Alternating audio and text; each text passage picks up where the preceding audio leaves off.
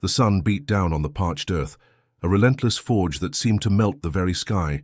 Dust devils danced in lazy pirouettes across the baking plains, the only movement in a landscape that had learned to hold its breath under the oppressive heat.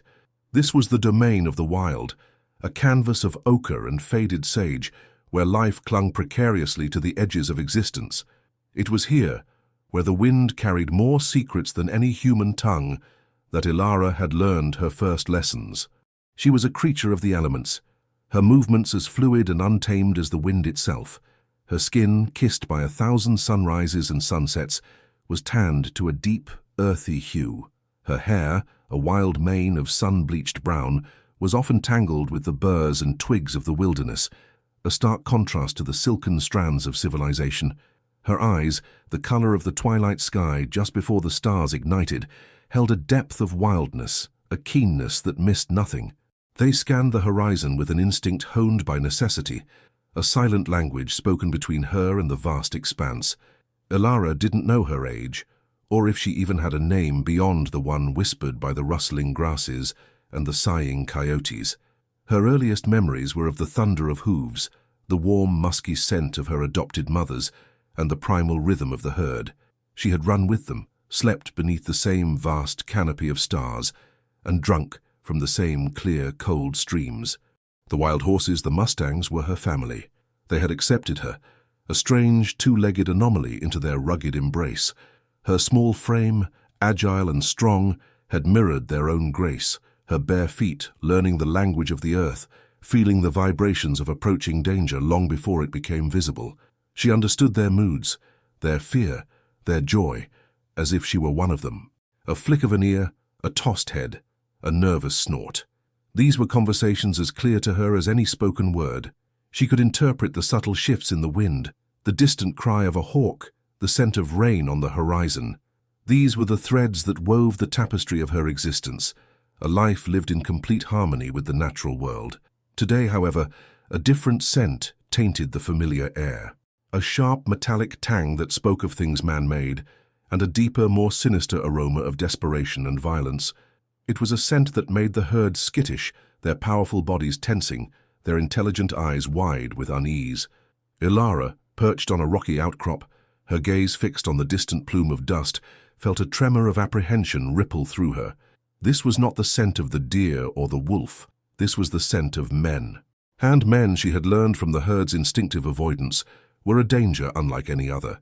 She nudged a mare beside her, a gesture of reassurance that was also a plea for her to remain calm. The mare whinnied softly, her breath misting in the dry air. Ilara slipped from her perch, melting into the scrubby undergrowth, her movements silent and purposeful. She was not one to confront, but to observe, to understand. The herd's survival and her own depended on her keen senses and her ability to disappear when shadows began to lengthen. The dust plume grew larger, resolving into the distinct shapes of horses and riders. They moved with a rough, urgent purpose, a stark contrast to the fluid grace of the wild herd. Ilara's heart began to beat a frantic rhythm against her ribs. She recognized the aggressive posture, the way the riders urged their mounts onward with harsh commands and the flick of whips. This was not a group of travelers. This was a pursuit. She scrambled further up the rocky slope, seeking a vantage point where she could see without being seen. Below, the herd began to stir uneasily, a ripple of movement spreading through their ranks. The lead mare, a wise old matriarch with a scarred flank, tossed her head, her nostrils flaring. Ilara could feel the mare's anxiety as if it were her own. Then she saw them, a smaller, darker group, trailing behind the main riders. They moved with a predatory stealth, their forms hunched low in their saddles.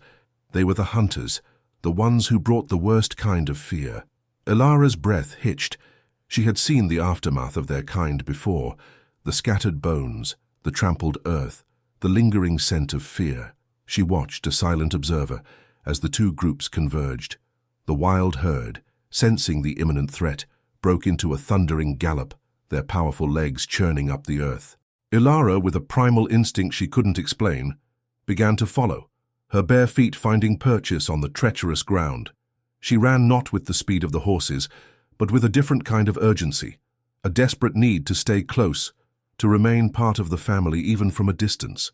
The air filled with the thunder of hooves, a symphony of wild freedom and encroaching danger.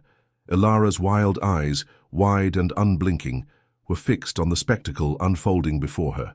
She didn't understand the words shouted by the men, the guttural commands and curses, but she understood the intent. She understood the hunger in their pursuit, the desperation in their actions, and she understood, with a certainty that chilled her to the bone, that her world, the world of wind and dust and wild horses, was about to be violently disrupted. The chase led them towards a narrow canyon, its towering walls a natural funnel. Ilara, her lungs burning, her body aching, pushed herself harder. She had to see, she had to know. As the herd thundered into the canyon's mouth, she followed, her small form a shadow against the impassive stone. The cacophony of hooves echoed and amplified, a terrifying roar that filled the confined space. And then she saw it, a single Mustang separated from the herd, struggling. Its leg was caught in a cruel, crudely fashioned trap, its body writhing in agony and panic. The hunters, their faces a mask of avarice, were closing in. Ilara's wild heart clenched. This was more than just the pursuit of freedom. This was a deliberate act of cruelty, a capture that promised pain and subjugation. Without a second thought, propelled by an instinct older than civilization, Ilara broke from her cover. She ran towards the struggling horse, a lone, wild figure against the brutal efficiency of the men. The wind seemed to howl her name, urging her onward, a silent witness to the clash of worlds that was about to unfold. The scent of danger had intensified, and for the first time, Ilara felt a prickle of fear that wasn't just instinctual, but a dawning awareness of the true peril that lurked in the shadows of the untamed West. Caleb rode with the steady, unhurried gait of a man who knew his horse and his land. The sun, now a fiery orb descending towards the western horizon, cast long, distorted shadows that stretched and writhed like specters across the dusty plains. His hat, a broad-brimmed Stetson, shielded his eyes, but it did little to soften the hard lines etched around them, lines carved by squinting against the sun, by watching for threats, by a life lived largely in solitude. His name was Caleb, and his world was the open range, the creak of leather, the murmur of his horse, and the silent companionship of the vast, indifferent sky. He was a man of few words, his speech as sparse and essential as the desert flora. His hands, calloused and strong, moved with an economy of motion, whether guiding his reins, tending to his horse, or handling the worn Winchester rifle that lay across his saddle. He had seen his share of the West's rough justice, had learned to rely on his own judgment and the unwavering loyalty of his steed, a bay mare named Diablo, whose spirit mirrored his own in its quiet resilience. He was tracking a stray calf, a minor inconvenience in his usual solitary patrols, when the sound reached him. Not the distant rumble of thunder or the rush of wind, but a frantic, desperate sound, the panicked whinny of a horse in distress, followed by the harsh, urgent shouts of men. It was a sound that pricked his ears and tightened the muscles in his jaw. Trouble. And trouble in these parts rarely came alone. Caleb nudged Diablo forward, his pace quickening. He steered clear of the direct path, using the sparse cover of mesquite and scrub brush to approach the source of the commotion cautiously. His years in the saddle had taught him the value of observation, of understanding the lay of the land before revealing himself. The sounds were coming from a narrow canyon, its entrance a jagged moor in the rolling landscape. As he drew closer, he could make out the scene unfolding within the canyon's embrace. A herd of Mustangs, their coats shimmering like burnished bronze in the fading light, thundered past, a chaotic ballet of wild power.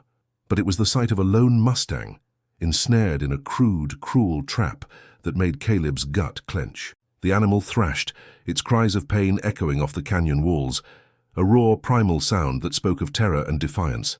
And then he saw her. A flicker of movement at the edge of his vision, a small figure darting from the sparse cover of rocks. It was a girl, or what appeared to be one, her movements unnervingly fluid, almost animalistic. She was barefoot, her limbs lean and strong, her wild, unbound hair a tangled halo around her head. She ran towards the trapped Mustang with a desperate urgency, a small, determined silhouette against the backdrop of impending violence. Caleb reined in Diablo, his gaze fixed on the scene. He recognized the men, Jedediah Thorne and his gang, scum who preyed on the vulnerable, who saw the West not as a land of opportunity, but as a hunting ground for their own selfish gain. He had crossed their path before, had seen the cold ruthlessness in Thorn's eyes. They were not here for stray calves. They were here for something else, and the trapped Mustang and the wild girl were likely part of it. He watched as the girl reached the struggling horse, her small hands attempting to free the animal from the brutal jaws of the trap. It was a futile gesture, a brave but hopeless act against the brute force of the metal and the determined men closing in. Thorn himself, a hulking brute with a greasy beard and eyes like chips of obsidian, dismounted, a cruel smile spreading across his face. His men fanned out, their rifles glinting. Caleb felt a surge of cold anger. He wasn't a lawman, but he couldn't stand by and watch this. There was something about the girl's wild defiance, her desperate plea for the animal, that stirred something within him, a protective instinct he hadn't felt in years. He drew his rifle, the familiar weight settling into his hands. He took a deep breath, the dry desert air filling his lungs. "Hold there, Thorn." Caleb's voice, deeper and more resonant than he expected, cut through the rising tension. It was a voice rarely used, but when it was, it carried an authority born of conviction. Thorn and his men froze, their heads snapping in his direction. Thorn's eyes narrowed, his smile replaced by a scowl of annoyance. "Well, well, if it ain't old man Caleb, what brings you sniffing around our business?" "That horse ain't yours to take," Caleb stated, his gaze unwavering, his rifle held steady. "And that girl ain't yours to bother." Thorn let out a low chuckle, a sound devoid of humor. "She ain't nobody's, found her out yonder, running with the damn ponies, figured she's worth something. And this here horse," he gestured to the trapped Mustang, "is a prime specimen. We'll sell 'em both for a pretty penny."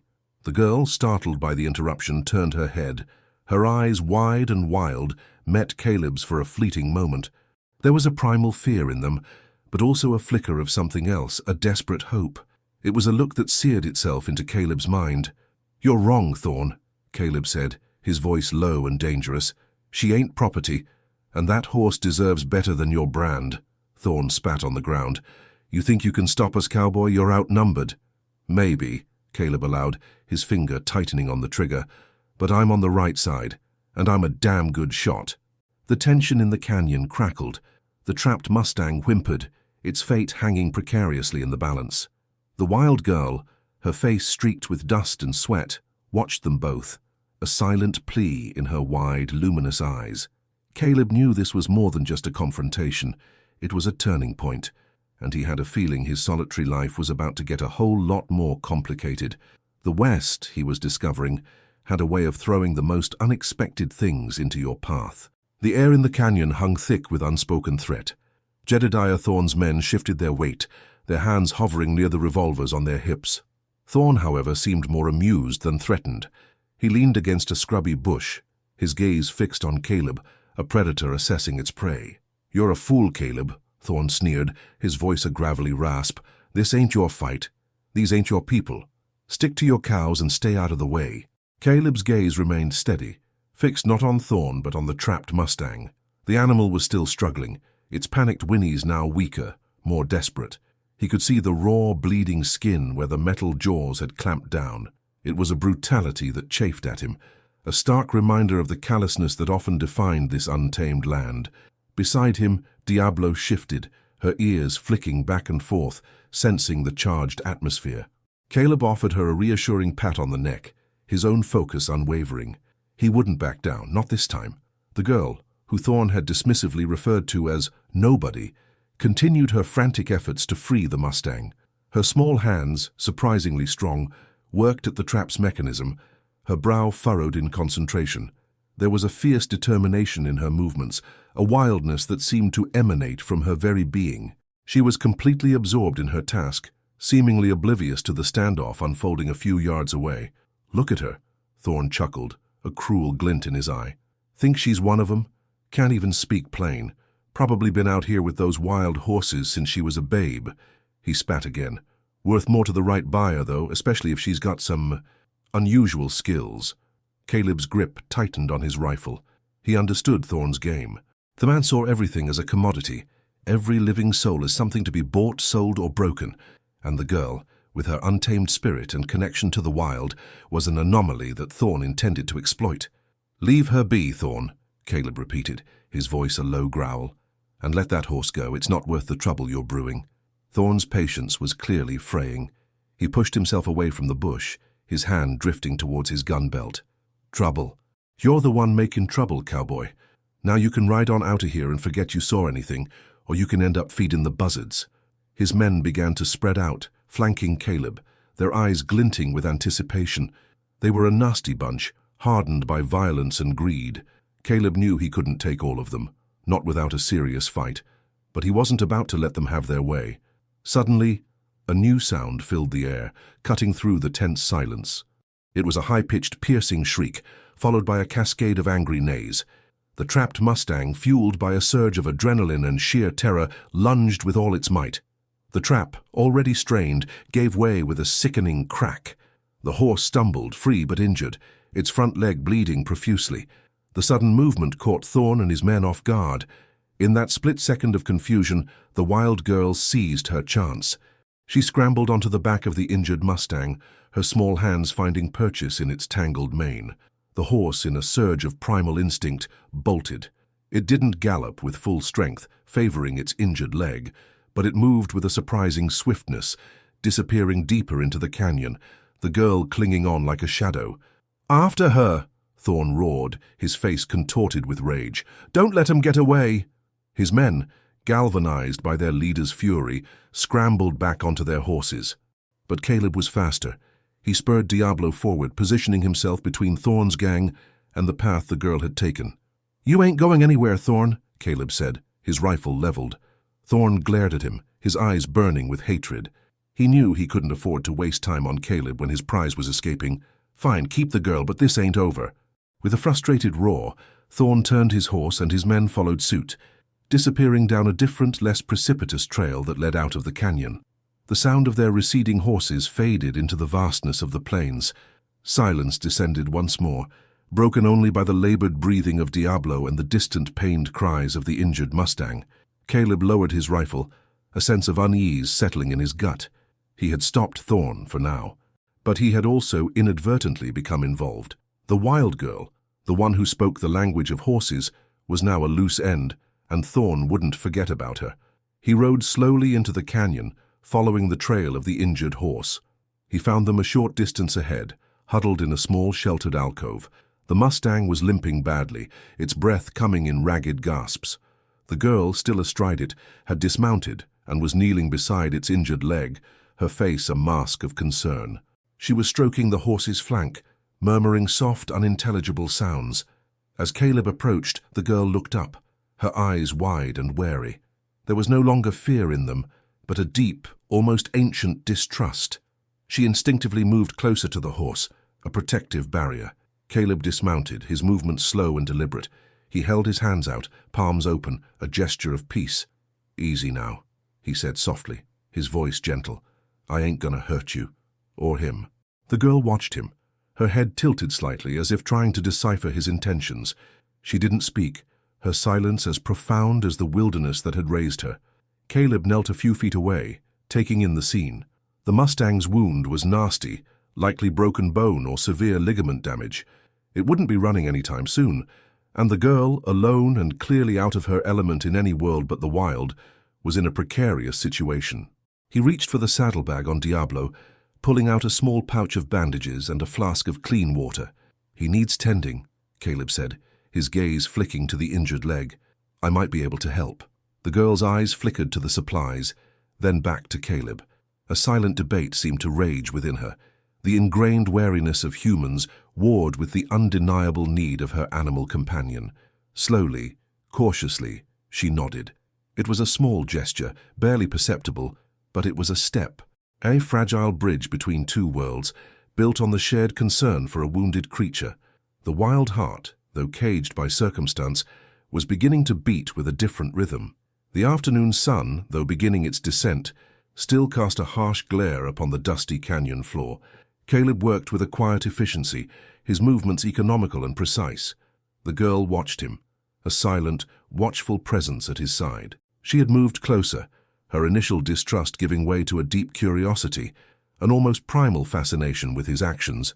He approached the injured Mustang with a calm demeanor, murmuring soft, reassuring words. The horse, though clearly in pain, seemed to sense the cowboy's gentle intent. Caleb carefully examined the wound, his brow furrowed in concentration. It was a deep gash, and he suspected a fracture, though he couldn't be certain without further examination. "He's hurt bad," Caleb stated, his voice low. He looked at the girl, his gaze steady. "He won't be running with the herd anytime soon." The girl's lower lip trembled slightly, and she reached out to stroke the Mustang's muzzle. Her touch was feather-light, yet filled with an unspoken understanding that transcended words. She made a soft, chuffing sound, a sound Caleb recognized as a form of equine communication, a gentle reassurance. Caleb nodded, acknowledging her connection. He produced a roll of clean bandages and a small bottle of antiseptic from his saddlebag. "This will help stop the bleeding and maybe keep infection out. It'll hurt a bit when I clean it." He held the girl's gaze for a moment, seeking her silent consent. She gave a small, almost imperceptible nod, her eyes fixed on the wounded leg. Caleb began to work, his skilled hands moving with practiced ease. He cleaned the wound as gently as possible, the antiseptic causing the Mustang to flinch and let out a low groan. The girl mirrored the horse's distress, her own small hand instinctively reaching out to touch Caleb's arm, as if to soothe him, then quickly retracting as if realizing her boldness. Caleb paused, a flicker of surprise crossing his usually stoic features. He met her gaze, and for the first time he saw a hint of something beyond wildness in her eyes, a vulnerability, a shared empathy. He offered a small, rare smile. "He's a strong one," Caleb said. "He'll mend." He continued bandaging the leg, wrapping it snugly to provide support.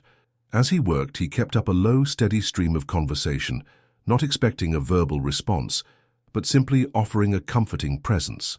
He spoke of his horse, Diablo, of the long rides, of the quiet solitude of the plains.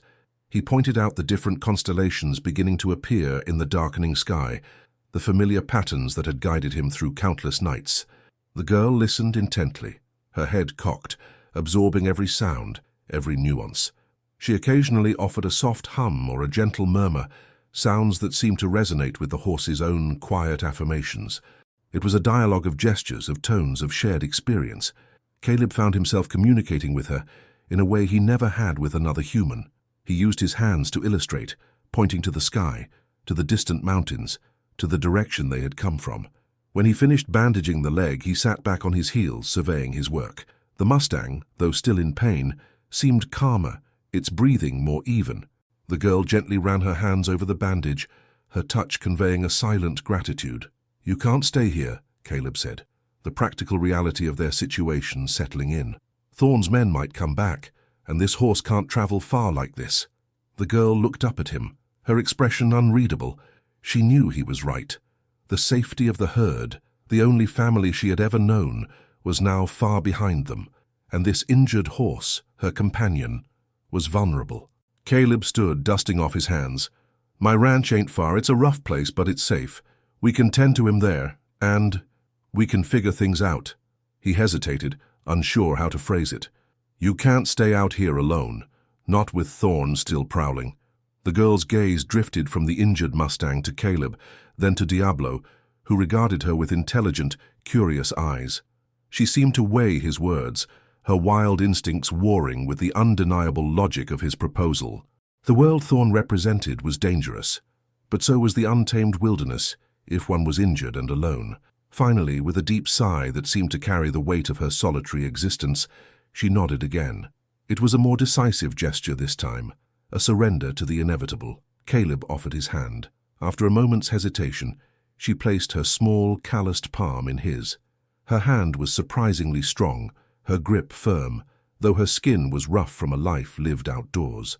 He helped her to her feet, and then, with a gentleness that belied his rugged exterior, he helped her onto Diablo's back. She settled behind him, her small arms encircling his waist, her touch tentative, almost apologetic. He mounted Diablo's other side, adjusting the reins. "Hold on tight," he instructed. With a soft cluck, he urged Diablo forward, the mare moving with a steady, unhurried gait. The injured Mustang, with a determined effort, pushed itself to its feet and began to limp along behind them, its pace slow but steady, encouraged by the girl's soft murmurs. As they rode out of the canyon, leaving the stark beauty and the lingering threat behind, Caleb felt a shift within him. The silence he had always cherished now felt different, filled with the subtle presence of the wild girl pressed against his back. He glanced back at her, her face illuminated by the faint glow of the rising moon.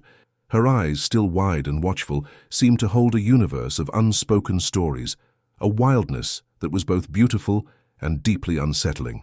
His solitary path had just taken an unexpected and perhaps irreversible turn. The West, it seemed, was about to become a little less lonely and a lot more complicated. The ride to Caleb's ranch was a silent, arduous journey. The injured Mustang, despite its limp, kept pace with Diablo, its resilience a testament to its wild spirit. The girl, Ilara, as Caleb had begun to think of her, remained pressed against his back, her small frame surprisingly steady. She was an enigma, a creature of instinct and silence, her connection to the injured horse a palpable force. Caleb's ranch was a modest spread, nestled in a shallow valley carved by a meandering creek. It was a place of weathered wood and pragmatic functionality, reflecting the man who called it home. A sturdy bunkhouse, a stable, a small corral, and a modest main house comprised the heart of his domain. The land, though dry, was fertile enough to support a small herd of cattle and a few hardy horses. It was a far cry from the wild, open plains, a pocket of civilization carved out of the wilderness. As they approached the cluster of buildings, the faint glow of a lantern spilled from the bunkhouse window, illuminating the dusty yard. Caleb knew his hired hand, a grizzled, laconic fellow named Silas, would be waiting. Silas was as much a part of the ranch as the fences and the feed troughs, a man of few words but unshakable loyalty. Caleb dismounted first, then helped Ilara down. She landed on her feet with a practiced grace, her gaze sweeping over the unfamiliar surroundings with an unblinking intensity. She seemed to absorb every detail, from the rough-hewn logs of the bunkhouse to the scent of wood smoke and horseflesh that hung in the air. Silas emerged from the bunkhouse, his silhouette framed by the lantern light. He was a man etched by the sun and wind, his face a roadmap of a life lived outdoors. He stopped short when he saw Ilara, his weathered brows rising in surprise. He'd seen wild horses, he'd seen men with hard faces, but he'd never seen a girl quite like this one. "Caleb," Silas drawled, his voice a low rumble. "You're back, and you brought company." His gaze lingered on Ilara, a mixture of curiosity and caution in his eyes. "Silas, this is Ilara," Caleb said, his voice deliberately leaving out any explanation of how he'd found her. "She's been through a rough time, and her horse here," he gestured to the limping Mustang, "is injured. We'll need the back stall for him, and some feed." Silas, a man who understood the unspoken needs of the land and its inhabitants, nodded without question. He had learned long ago not to pry into Caleb's affairs. "Right then, I'll get the stall ready. And some oats." He glanced at Ilara again, a flicker of something akin to concern crossing his face. "She ain't spoken a word since you rode in." "She will," Caleb said, his voice quiet but firm. "When she's ready." He looked at Ilara. "This is Silas. He helps me with the ranch. He's a good man." Ilara met Silas's gaze, her expression unreadable. She offered no greeting, no acknowledgement, simply a steady, unwavering stare. Silas, used to the often guarded nature of men in these parts, simply nodded again and went about his task. Inside the bunkhouse, the air was thick with the scent of stale coffee, worn leather, and wood smoke. A single lantern cast a warm, flickering glow, illuminating a rough-hewn table, a few sturdy chairs, and two narrow cots. Caleb settled Ilara onto one of the cots. "You rest here," he said. "Silas will bring some water and some food." He hesitated. "Don't worry about anything else. We'll take care of the horse." Ilara sat on the edge of the cot, her bare feet touching the rough wooden floor. She looked small and out of place in the confines of the bunkhouse, a wild bird in a cage. Yet there was an undeniable resilience about her, a quiet strength that held its own. Silas returned with a bucket of fresh water and a tin cup. He set it on the table, then brought out a loaf of hardtack bread and a chunk of cheese. He placed it on the table, not directly in front of Ilara, but within her reach. "Eat what you need," Silas said, his tone gruff but not unkind. He then looked at Caleb. Saw Thorne's men heading east. Looked like they were in a hurry. Caleb nodded, his jaw tightening. They were after her and the Mustang. Silas's eyes widened slightly. He looked at Ilara, then back at Caleb. "The wild girl? Thorne was after her." He shook his head. That man's got a taste for trouble and a nose for anything he can profit from. Ilara, who had been silently observing, picked up the tin cup and took a slow, deliberate sip of water. Her movements were cautious, as if she were tasting something entirely new. She then reached for the cheese, breaking off a small piece and bringing it to her lips. Her expression was one of quiet assessment, as if she were analyzing the unfamiliar flavors. Caleb watched her, a strange mixture of protectiveness and bewilderment stirring within him. He had rescued her from Thorn, but he had also brought her into his own world, a world vastly different from the one she knew. He had a feeling that his life, as quiet and solitary as it had always been, was about to be irrevocably changed by the presence of this wild, silent girl. The West, he was finding, was full of surprises, and the most unexpected ones often came on 2 feet, with eyes that held the wisdom of the wind. The night was a symphony of unfamiliar sounds for Ilara, the gentle creak of the bunkhouse walls, the soft snores of Silas from the other cot, the rhythmic breathing of Diablo outside in the stable, and the distant, mournful howl of coyotes. These were sounds of civilization, alien and yet, in their own way, less menacing than the harsh shouts she had heard in the canyon. She lay on the cot, her eyes wide open, taking in the dim, flickering shadows cast by the dying embers in the small stove. Caleb had brought the injured Mustang into the stable, settling it into a clean stall with fresh hay and water. Ilara had insisted on staying with the horse, her silent devotion a clear message. Caleb, understanding the depth of her bond, had simply nodded and left a lantern burning low, a small concession to her wild nature. He knew that forcing her into unfamiliar routines would only foster fear and distrust. As dawn began to paint the eastern sky with hues of rose and gold, Caleb found Ilara already by the Mustang's stall. She had a bucket of water and was gently cleaning the horse's face, her touch a balm of soothing reassurance. The Mustang, though still favoring its injured leg, seemed to be resting more comfortably. Silas emerged from the bunkhouse, stretching his stiff limbs. He watched Ilara for a moment, a gruff sort of admiration in his eyes. "That girl's got away with horses," he commented to Caleb, who was tending to Diablo. "Never seen anything like it." Caleb merely grunted in agreement. He had seen it too, a connection that transcended spoken language, an understanding forged in the crucible of the wild. He watched as Ilara murmured soft rhythmic sounds to the Mustang, sounds that seemed to soothe its pain and anxiety. It was a primal lullaby, a testament to the deep, unspoken bond between them. Breakfast was a quiet affair. Ilara ate with a growing confidence, her initial hesitancy replaced by a steady, if uncommunicative, appetite. She sampled the flapjacks Caleb made, her eyes widening slightly at the unfamiliar sweetness. She drank her water with more assurance, her movements less guarded. Silas, ever the pragmatist, kept his distance, observing her with a quiet, non-judgmental curiosity. After breakfast, Caleb began his usual ranch chores, and Ilara, without prompting, followed. She moved with an innate sense of purpose, her wild instincts guiding her. She watched Caleb mend a section of fence, her gaze sharp and observant. When he needed a tool, she would often retrieve it before he even had to ask, anticipating his needs with an uncanny prescience. She was like a shadow, a silent, efficient helper. Her understanding of the ranch animals was remarkable. She approached the cattle with a gentle confidence, her presence calming rather than agitating them. She could sense their moods, their needs, with an instinct that surprised even Silas, who had spent a lifetime working with livestock. Caleb observed her, a complex mixture of emotions swirling within him. He had rescued her from Thorn, but he was also responsible for her now. He knew she couldn't stay in the bunkhouse forever, a silent enigma. He needed to understand her, to help her navigate this new world. But how to communicate with someone who spoke only the language of the wind and the wild? He decided to try a different approach. During a lull in the morning's work, he led Ilara to a small, secluded meadow by the creek. He brought out a worn leather bridle and a halter. He then motioned for her to approach Diablo. Ilara hesitated for a moment, her eyes meeting Diablo's. Then, with a newfound confidence, she stepped forward. She spoke to the mare in those soft, guttural sounds, her voice a gentle murmur. Diablo responded with a soft nicker, her ears perked forward, an unmistakable sign of trust. Ilara's hands, surprisingly deft, moved to groom Diablo's mane, her touch as gentle as a falling leaf. Caleb watched, a slow smile spreading across his face. It was a small victory, a crack in the wall of silence. He then gestured for Ilara to take the bridle.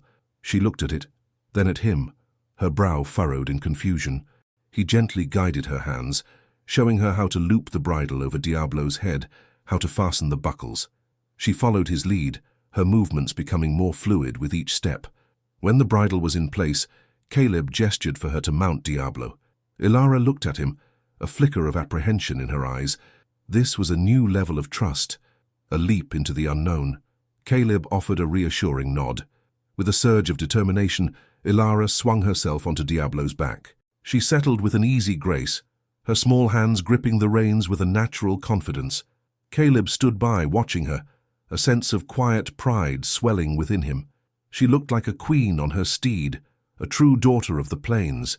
He then mounted Diablo himself, sitting behind her. Ilara stiffened slightly at his proximity, but didn't pull away. He gently guided Diablo forward, and they began to ride, the injured Mustang trailing behind them, a testament to the growing connection between the wild girl, the lonely cowboy, and the land they now shared. As they rode, Ilara began to speak, not in words but in a series of gestures, pointing to the sky, to the trees, to the creek. She mimicked the flight of a hawk, the scurrying of a rabbit, the steady flow of the water. Caleb, surprisingly adept at this silent language, responded in kind, pointing to the distant mountains, to the cattle grazing in the pasture, to the windmill that pumped water. It was a conversation without words, a bond forged in shared observation and mutual understanding. Caleb felt a sense of peace settle over him, a warmth that had been absent for so long.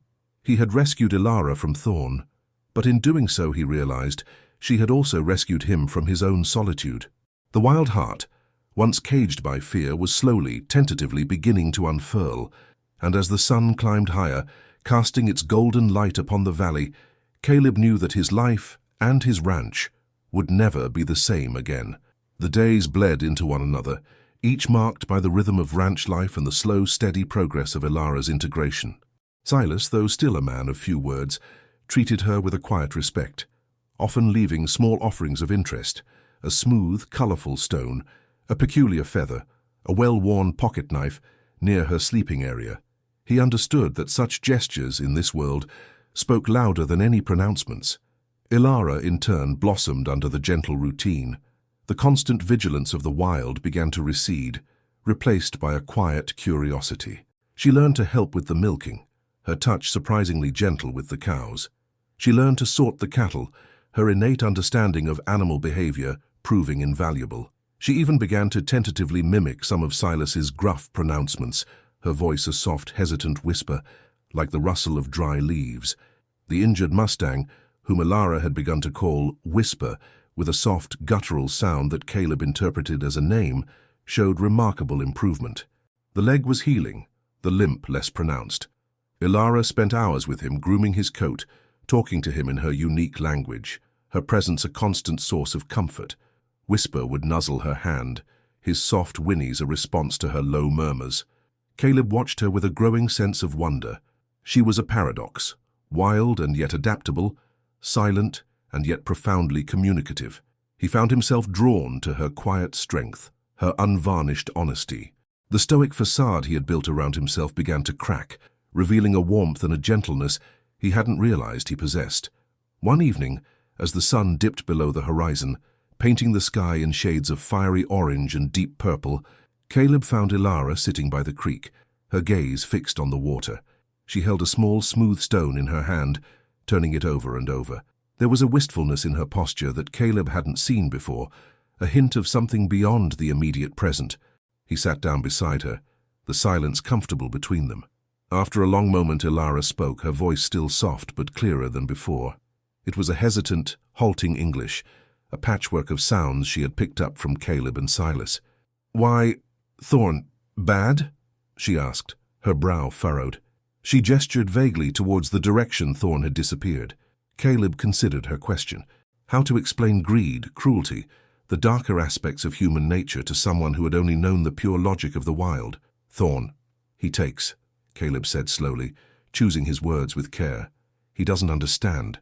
He just wants to own, to control." He looked at her, his gaze earnest. You, Ilara, you're free. Like the wind. Thorn. He wants to cage that freedom. He sees it as something to be bought and sold. Ilara nodded, as if absorbing his explanation. She looked down at the stone in her hand. My mother, she whispered, the word foreign and uncertain on her tongue. Caleb's breath hitched. This was a territory he had carefully avoided. He knew she had been found alone. No trace of her origins. I don't know, Ilara, he said softly. I found you, after Thorn had tried to take you. You were with the wild horses. Her eyes, those deep twilight pools, clouded over. She traced the smooth surface of the stone. This soft, she murmured, holding it out to him. Like skin. Caleb took the stone. It was cool and smooth, but felt nothing like skin. He recognized it as a river stone, polished by countless years of water. He saw a flicker of memory in her eyes, a fleeting image that she couldn't quite grasp. Maybe, Caleb said gently, maybe it reminds you of something. Or someone. He knew he couldn't force her memories, but he wanted to offer comfort. He reached into his pocket and pulled out a small, intricately carved wooden bird he had found on one of his solitary rides, a relic of a craftsman from a bygone era. He placed it in her palm. This remind you of anything? He asked. Ilara turned the bird over in her hands, her fingers tracing its delicate wings. A faint, almost imperceptible smile touched her lips. Bird, she whispered, her voice filled with a soft wonder. She looked at him, her eyes shining. Singing. It was the most she had spoken, the most she had revealed. Caleb felt a profound connection to her in that moment, a shared understanding that transcended their vastly different pasts. He had no answers about her origins, no clear path forward, but he knew one thing. He would protect this wild, resilient spirit. He would offer her a sanctuary, a place where she could learn to navigate the complexities of the human world, without losing the wild beauty that was uniquely hers. The whispers of her past were still faint, but for the first time, they seemed to hold the promise of a future. The peace of the valley, however fragile, was a temporary reprieve. The wildness that Ilara embodied, the very essence that Thorn had sought to exploit, was a beacon that drew danger. Caleb felt it in the air, a subtle shift in the usual serenity of the ranch, a prickle of unease that tightened his jaw and sharpened his gaze. One afternoon, while checking the far pasture, Caleb spotted a lone rider in the distance, silhouetted against the vast, empty sky. The rider was too far to be identified, but the slow, deliberate pace, the way the figure scanned the ranch with a keen eye, sent a jolt of apprehension through him. It was Thorn's predatory nature at work, a patient hunter circling his prey. He returned to the ranch, his pace quickening, and found Silas tending to Whisper, who was now limping only slightly. Ilara was nearby, her hands busy weaving a sturdy rope from rawhide. She looked up as Caleb approached, her eyes sensing his unease. Someone, Caleb said, his voice low, nodding towards the distant hills. Watching. Silas straightened, his hand instinctively moving to the colt on his hip. Thorn? Could be, Caleb replied, his gaze sweeping the horizon. Or one of his dogs. They're sniffing around. Ilara's expression remained calm, but her eyes held a new intensity. She gripped the rawhide rope, her knuckles turning white. The primal fear of capture, the instinct to flee, must have been stirring within her. He wants you, Ilara, Caleb said, his voice firm, meeting her gaze. He thinks you're valuable, but he's wrong. You're not property, you're not something to be owned. He walked over to her, placing a hand on her shoulder. And I won't let him have you. Ilara looked up at him, her twilight eyes searching his.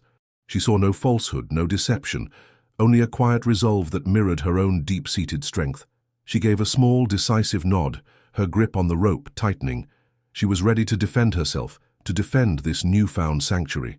That night, the ranch felt different. The usual sounds of crickets and rustling leaves were amplified, each whisper of the wind carrying a potential threat. Caleb slept lightly, his rifle close at hand. Silas took the first watch, his silhouette a dark, watchful presence by the bunkhouse door. Ilara, unable to sleep, sat by the stable, stroking Whisper's mane. The horse seemed to sense the tension, its ears twitching, its head held high. She spoke to him in her soft, murmuring language, a soothing balm against the encroaching fear. She knew the danger was real, But she also felt a strange sense of belonging, a fierce protectiveness towards this place, towards these men who had offered her refuge. Around midnight, Silas's low whistle cut through the stillness. Caleb was instantly alert, his hand reaching for his rifle. Thorn and two of his men emerged from the darkness, their figures indistinct against the night sky. They weren't moving stealthily. They were making their presence known, a show of force, a brazen attempt to intimidate. "Caleb!" Thorn's voice boomed, laced with a taunting bravado. "Come on out. We just want to have a friendly chat about your new acquisition." Caleb emerged from the bunkhouse, his rifle held steady. Silas stood beside him, a silent, unwavering shadow. "There's nothing to chat about, Thorn," Caleb called back, his voice calm but firm. "This is my ranch. You're trespassing." "Trespassing?" Thorn laughed, a harsh, grating sound. "That wild thing you got ain't yours to keep. She belongs to the highest bidder, and that's me." "She belongs to herself," Caleb retorted, his grip tightening on the rifle. One of Thorn's men, a burly individual with a scarred face, dismounted and began to approach the ranch house, his hand on his gun. "Don't be a fool, Cowboy. Hand over the girl, and we'll be on our way." "She ain't going nowhere with you," Caleb stated, his eyes never leaving Thorn. The scarred man reached for his pistol. Caleb didn't hesitate. The shot rang out, sharp and deafening in the night. The man staggered back, clutching his arm, his face contorted in pain. "Damn you!" Thorn roared, his amusement gone, replaced by pure fury. His two men drew their revolvers. Silas, with surprising speed, fired a shot that grazed Thorn's horse, sending it rearing. The other man, unnerved, fired wildly. Caleb returned fire, the shots echoing back and forth in the tense silence. Suddenly, a small, agile figure darted from the stable. It was Ilara. She held the rawhide rope she had been weaving, and with a speed and accuracy that surprised everyone, she flung it. The rope snaked through the air, catching the second bandit's leg, sending him tumbling from his saddle with a yelp. Thorn, seeing his men incapacitated, snarled. He drew his own pistol, aiming at Caleb, but before he could fire, another shot rang out, this one from the direction of the creek. A lone rider, silhouetted against the faint moonlight, had appeared as if from nowhere. The shot struck Thorn's pistol, sending it flying from his hand. Thorn, disarmed and outmaneuvered, stared in disbelief at the new arrival, then at his fallen men, and finally at Caleb and Silas, standing firm. With a curse, he turned his horse and rode off into the darkness, his remaining man scrambling to follow. Silence descended, broken only by the groans of the injured bandits and the excited whinny of Whisper. Caleb lowered his rifle, his heart pounding. Silas, a grim smile on his face, holstered his weapon. Then Caleb turned to Ilara. She stood there, breathing heavily, her eyes wide, but there was no fear in them, only a fierce, unyielding determination. She had defended her new home, her new family. In that moment, a profound understanding passed between them. She wasn't just a wild girl he had rescued, she was a part of his life now, a part of his world, and she was capable of defending it with a courage that rivaled any man. The shadow of Thorn had passed, but the fight, Caleb knew, was far from over. The first rays of dawn, usually a welcome sight, felt different this morning. The air, still charged from the night's confrontation, hummed with a quiet intensity. The distant groans of Thorn's downed men, left to fend for themselves, were a grim reminder of the violence that had shattered the ranch's peace. Caleb, Silas, and Ilara stood in the yard, surveying the scene, the lingering scent of gunpowder a sharp contrast to the usual aroma of dew-kissed earth and pine. Silas, ever practical, was already preparing to round up Thorn's horses, intending to return them a gesture of, well, Silas wasn't one for grand gestures, but it was a way of drawing a line, of showing that while they defended themselves, they weren't the barbarians Thorn took them for. "Leave 'em," Caleb said, his voice rough with fatigue. "Let Thorn come back for 'em if he's got the nerve." He looked at Ilara, his gaze softening. "You did good, Ilara. Real good." Ilara met his gaze, a faint flush on her cheeks. She clutched the rawhide rope, her knuckles still white, but her eyes held a quiet pride. She had faced danger, not with flight, but with fierce, unwavering courage. She had protected her home. "They hurt?" she asked, her voice still a soft whisper, but with a new clarity, a growing confidence. She gestured towards the direction Thorn had fled. "They'll live," Caleb said grimly. "Thorn ain't the type to leave his men to die. not unless it suits him. He knew Thorn would be back, or at least his shadow would continue to loom. This was just the beginning of their struggle. As the sun climbed higher, painting the valley in warm, golden hues, the ranch began to stir back to life. The cattle lowed, the chickens clucked, and Whisper, despite a slight limp, seemed to gain strength from the morning light.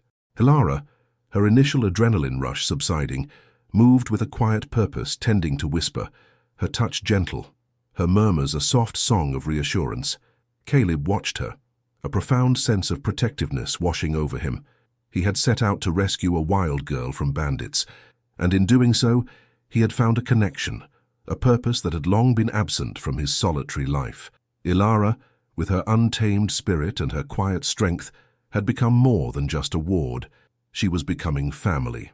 Silas returned, leading Thorn's horses, his face set in a stoic expression.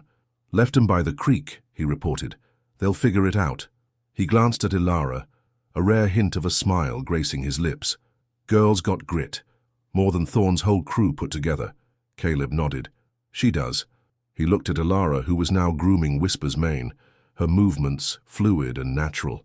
"Silas," he said, his voice clear and decisive, "we need to build Ilara her own room. Connected to the bunkhouse, maybe, and reinforce the corrals. Thorn ain't gonna forget this." Silas nodded without hesitation. "Consider it done, Caleb." Later that morning, as Caleb was saddling Diablo, Ilara approached him. She held out the rawhide rope she had used the night before. It was intricately braided, a testament to her skill and patience. "For you," she said, her voice soft but clear. She offered it to him. Caleb took the rope, his rough fingers brushing against hers. It was strong, perfectly crafted, a symbol of her courage and her newfound place in his life. He looked at her, at the quiet strength in her eyes, at the hint of a smile playing on her lips. "Thank you, Ilara," he said, his voice filled with a sincerity that surprised even himself. He looped the rope over his saddle horn. "This is a fine gift." He then gestured to Diablo. "Want to ride?" Ilara's eyes lit up. She nodded eagerly, her previous reticence replaced by a vibrant enthusiasm. Caleb helped her onto Diablo's back, settling her in front of him. As they rode out across the valley, the sun warming their faces, Caleb felt a sense of peace he hadn't experienced in years. The threat of Thorn still lingered, a shadow on the horizon, but for now there was only the vast open sky, the rolling hills and the quiet, unshakable bond that was growing between a cowboy and the wild girl he had rescued. His solitary world had been transformed, and he knew with a certainty that resonated deep within his soul that he wouldn't have it any other way. The West, with all its dangers, had also given him a gift he never expected, a future shared. The raw, unforgiving sun beat down on the dusty plains, a relentless force that mirrored the gnawing anxiety in Jedediah's gut. He squinted, shielding his eyes with a calloused hand as he scanned the horizon. Nothing but shimmering heat waves and the endless, monotonous expanse of the American West. It had been 3 days since they'd rescued Ilara from the clutches of Silas and his thieving band. 3 days of cautious travel, of Ilara's shy smiles and Jedediah's watchful gaze. He'd never seen anyone so wild, so untamed, yet so undeniably pure. She moved with a grace that belonged to the wind.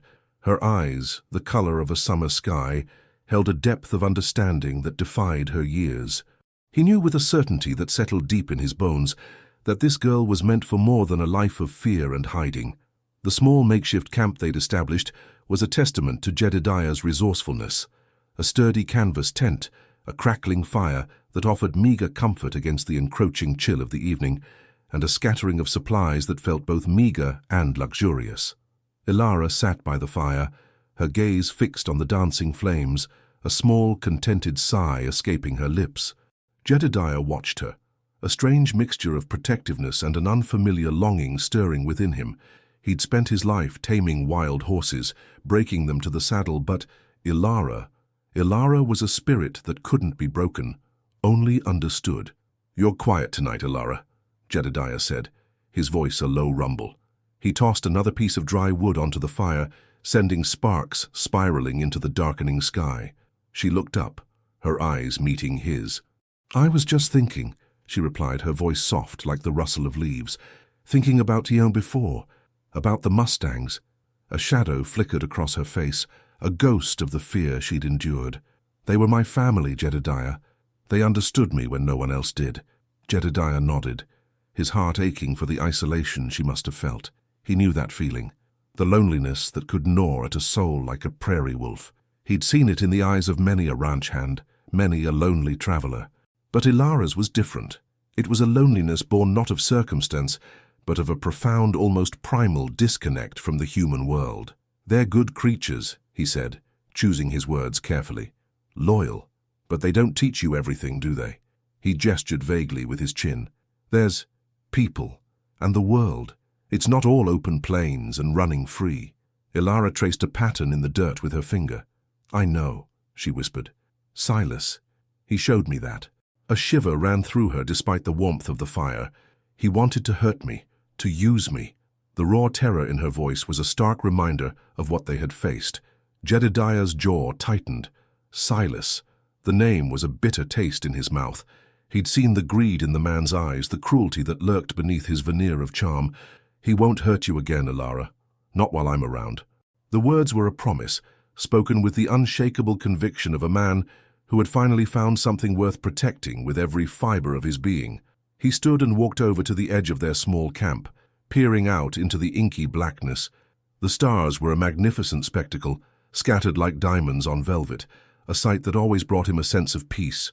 But tonight, his peace was fragile, constantly overshadowed by the knowledge that Silas and his men were out there, somewhere, licking their wounds and no doubt plotting their revenge.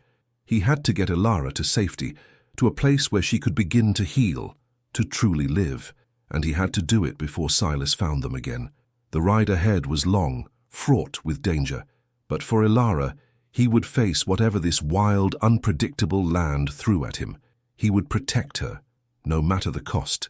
The scent of sagebrush baked by the unforgiving sun hung heavy in the air as Jedediah urged his horse forward, his gaze fixed on the distant, jagged peaks that promised a temporary respite from the open, vulnerable plains. Ilara rode beside him, a silent, ethereal presence, her eyes wide and observant, absorbing the rugged beauty of the landscape.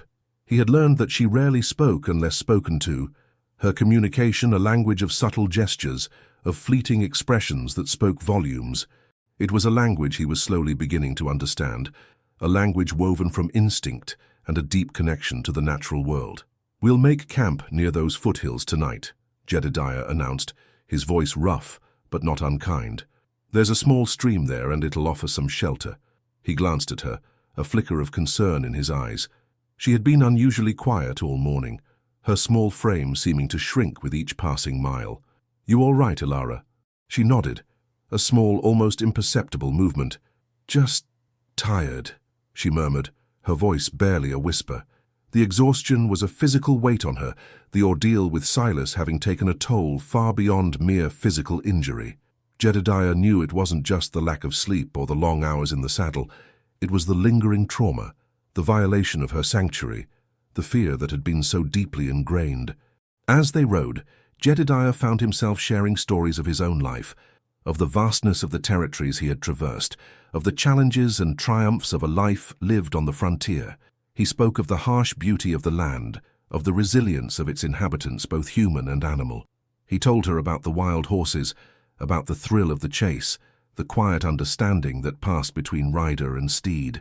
He noticed her listening intently, her gaze fixed on him, a spark of interest rekindling in her eyes.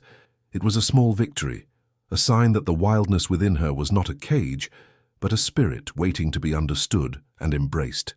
"You're a good rider, Ilara," he said, his voice tinged with genuine admiration. "You handle your horse like you were born in the saddle."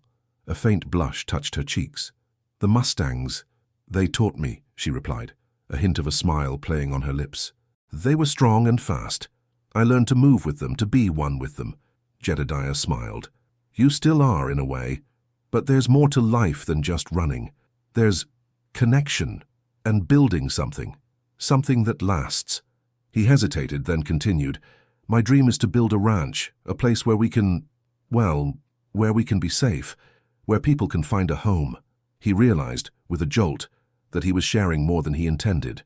But looking at Ilara, at the quiet curiosity in her eyes, He felt an urge to share this part of himself, this hope that had sustained him through so many lonely years. As they neared the foothills, the landscape began to change. The flat, dusty plains gave way to rolling hills, dotted with hardy scrub, and the occasional gnarled juniper tree. The air grew cooler, carrying the faint, refreshing scent of pine.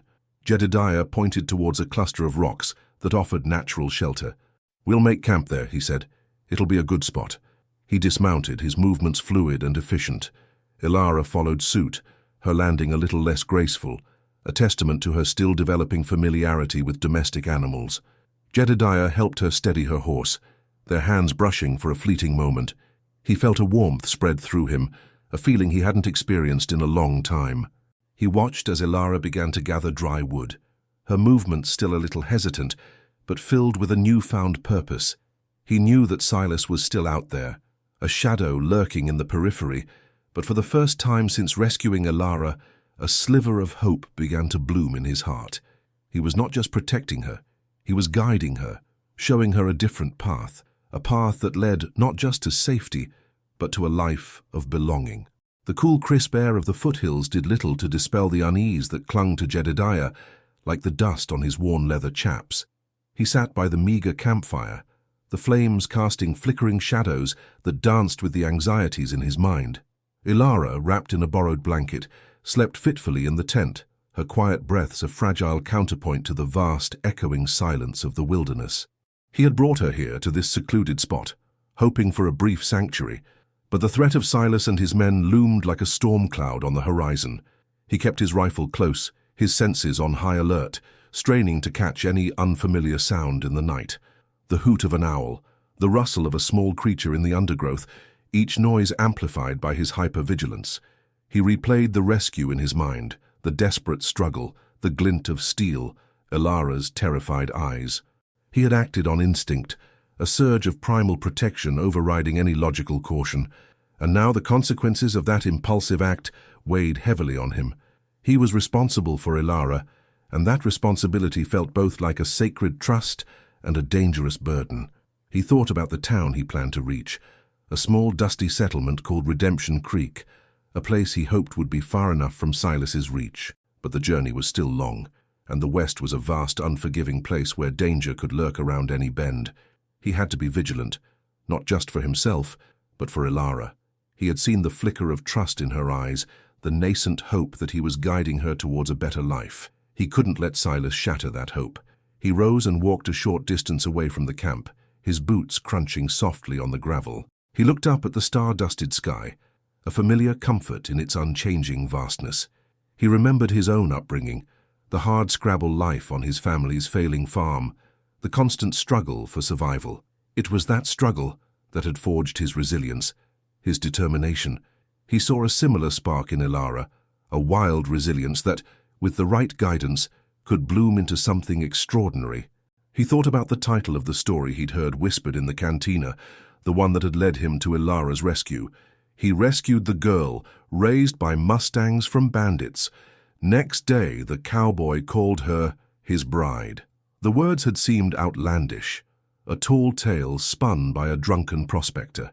But now, looking at Ilara, at the fragile beauty of her sleeping form, a strange warmth spread through him.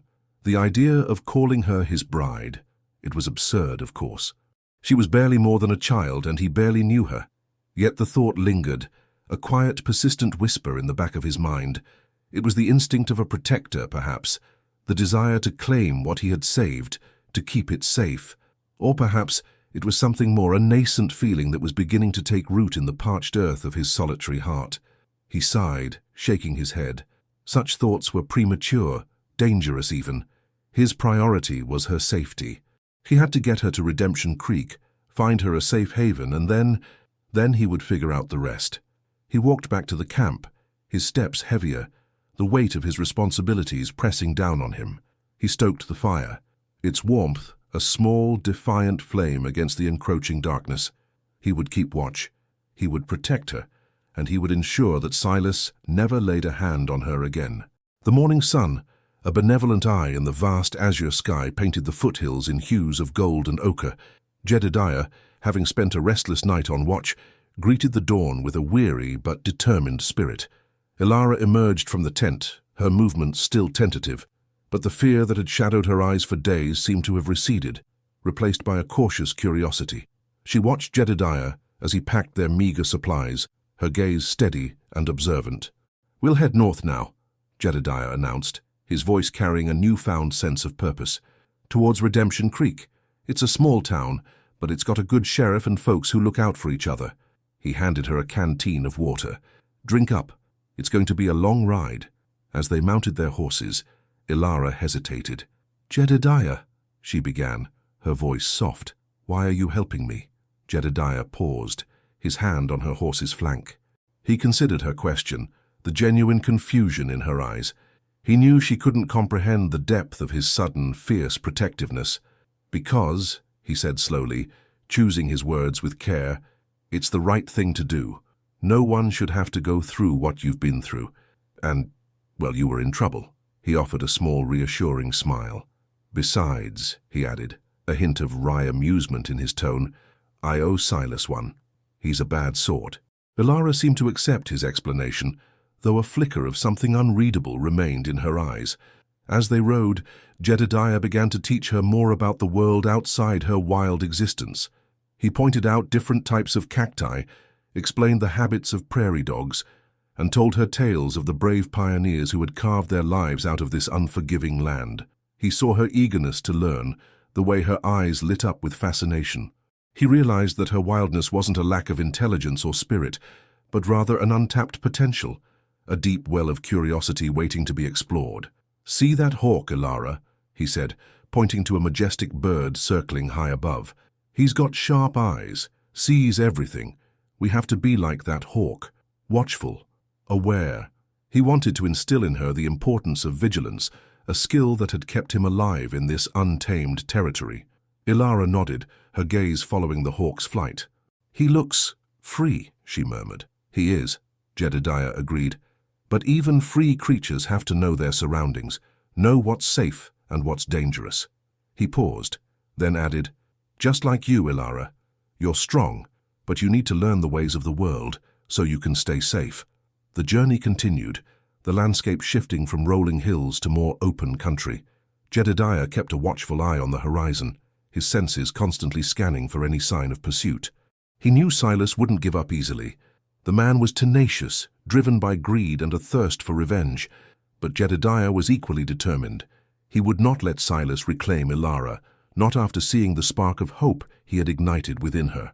As the sun began its slow descent, casting long shadows across the plains, Jedediah spotted a small, weathered signpost ahead. "Redemption Creek," it read, the paint faded and peeling. A wave of relief washed over him, mingled with a growing sense of anticipation. They were almost there. He looked at Ilara, who was gazing at the sign with a mixture of apprehension and wonder. He knew that this was just the beginning of her journey, but he had brought her this far. He had offered her a chance, a new beginning, and as he rode towards the small town, a sense of quiet satisfaction settled within him. He had rescued the girl, and now he would help her find her way. Redemption Creek was less a town, and more a collection of weathered buildings huddled together for mutual protection against the elements and the occasional lawless element. A single dirt road, churned to dust by infrequent wagon traffic, served as its main artery. Jedediah led Ilara through the quiet streets, his presence a calming force, his spurs jingling a reassuring rhythm against the silence. He had chosen this place carefully, a place known for its quiet lawfulness, a stark contrast to the lawlessness that had almost claimed Ilara. They rode past the saloon, its swinging doors revealing glimpses of rough-looking men hunched over card games, and the general store, its windows stocked with an array of practical, if unexciting, goods. Ilara, perched regally atop her horse, took it all in with wide, observant eyes, a stark contrast to the wild mare she had once been. Her silence was no longer that of a frightened animal, but a thoughtful, contemplative quiet, as if she were absorbing the nuances of this new world with an almost scientific precision. Jedediah guided them towards a modest, whitewashed building with a small hand-painted sign that read, "Sheriff's Office." He dismounted, his movements deliberate and purposeful, and turned to help Ilara. Her small hand, calloused from years of grasping wild reins, felt surprisingly delicate in his larger one. A jolt, unexpected and electric, ran through him. He quickly suppressed the sensation, reminding himself of his duty, of the fragile trust Ilara had placed in him. Sheriff Brody was a man carved from the same rugged material as the land he policed. His face was a roadmap of sun-etched lines, his eyes sharp and assessing, yet holding a glint of genuine kindness. He listened intently as Jedediah recounted the events leading to Ilara's rescue, his gaze occasionally drifting to Ilara, who stood stoically beside Jedediah, her posture betraying a newfound confidence. "Silas, you say?" Sheriff Brody mused, stroking his chin. "He's a slippery one, all right. Causes trouble wherever he goes. You did a good thing, Jedediah, bringing her here." He turned his attention fully to Ilara. "And you, young lady? You're safe now. This town looks out for its own." He offered a reassuring smile. "We'll find you a place to stay, a good family who can help you get settled." Ilara met his gaze, a faint smile gracing her lips. "Thank you, Sheriff," she said, her voice clear and steady. It was a voice that had found its sound, shedding the whispers of the wild for the clarity of human speech. Jedediah felt a pang of something akin to loss. He had brought her here, fulfilled his immediate duty. Now he would have to let her go, to place her in the care of others. But as he watched Ilara interact with Sheriff Brody, he saw a burgeoning independence in her, a quiet strength that would allow her to thrive.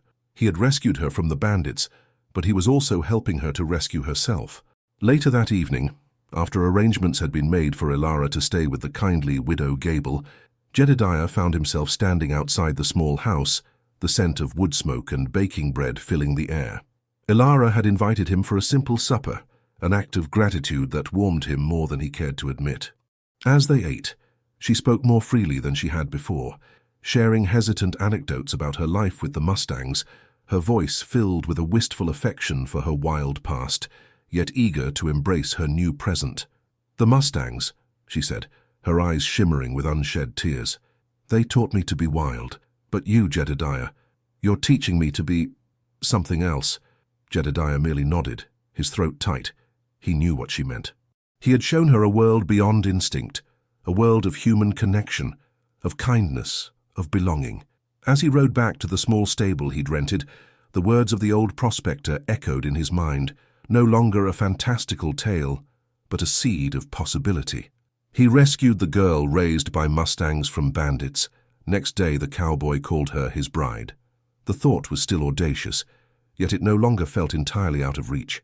The days that followed Ilara's arrival in Redemption Creek were a blur of quiet acclimatization. Jedediah, while ostensibly preparing to move on, found himself lingering, drawn by an invisible thread to the young woman he had saved. He would stop by Widow Gable's small, tidy home, ostensibly to check on Ilara's progress, but more often than not, to simply witness the transformation unfolding before his eyes. Ilara, under the gentle tutelage of the widow, was blossoming. Her movements, once hesitant and wild, were becoming more graceful, more refined. She learned to sew, to cook, to read with a fluency that surprised even Jedediah. Her laughter, once a rare and fleeting sound, now echoed through the small cottage, a melody of newfound joy. He watched her interact with the townsfolk, her shyness gradually giving way to a quiet confidence. Children, initially wary of the wild girl, were now drawn to her gentle nature, her patience. Jedediah saw the worry lines on Widow Gable's face soften, replaced by a look of genuine affection. He knew with a certainty that settled deep in his soul that Ilara was safe, that she was healing.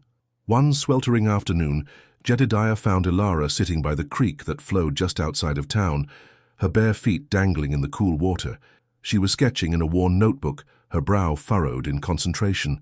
He approached quietly, not wanting to startle her. "What are you drawing, Ilara?" he asked, his voice low. She looked up, a radiant smile gracing her lips. "The wildflowers," she said, holding up the notebook. The sketches were surprisingly detailed, capturing the delicate beauty of the desert blooms with an artist's eye. "They remind me of home, but different." Jedediah sat beside her, a comfortable silence settling between them. He recognized the wistful longing in her voice, the natural inclination to hold on to the memories of her past, even as she embraced her future. "They are beautiful," he said, genuinely impressed. "You have a real talent, Ilara." She blushed, a delicate rose tint spreading across her cheeks. "Thank you, Jedediah. You always see the good in me." He met her gaze, his heart swelling with an emotion he couldn't quite define. It was more than just protectiveness now. It was a deep, burgeoning affection, a recognition of the remarkable spirit that resided within her. "You're easy to see the good in, Ilara," he replied, his voice a little rougher than usual. They talked for a long time that afternoon about her dreams, about his own aspirations to build a ranch. He spoke of the peace he found in the land, the satisfaction of creating something from nothing. He saw in her eyes a mirroring of his own desires, a longing for a sense of belonging, a place to call her own. "A ranch," Ilara mused, her gaze distant. "Like a herd? A family?" "Something like that," Jedediah confirmed, a hopeful smile touching his lips. "A place where people can find a home, where they can build a life." He hesitated, then plunged ahead, the words tumbling out before he could stop them.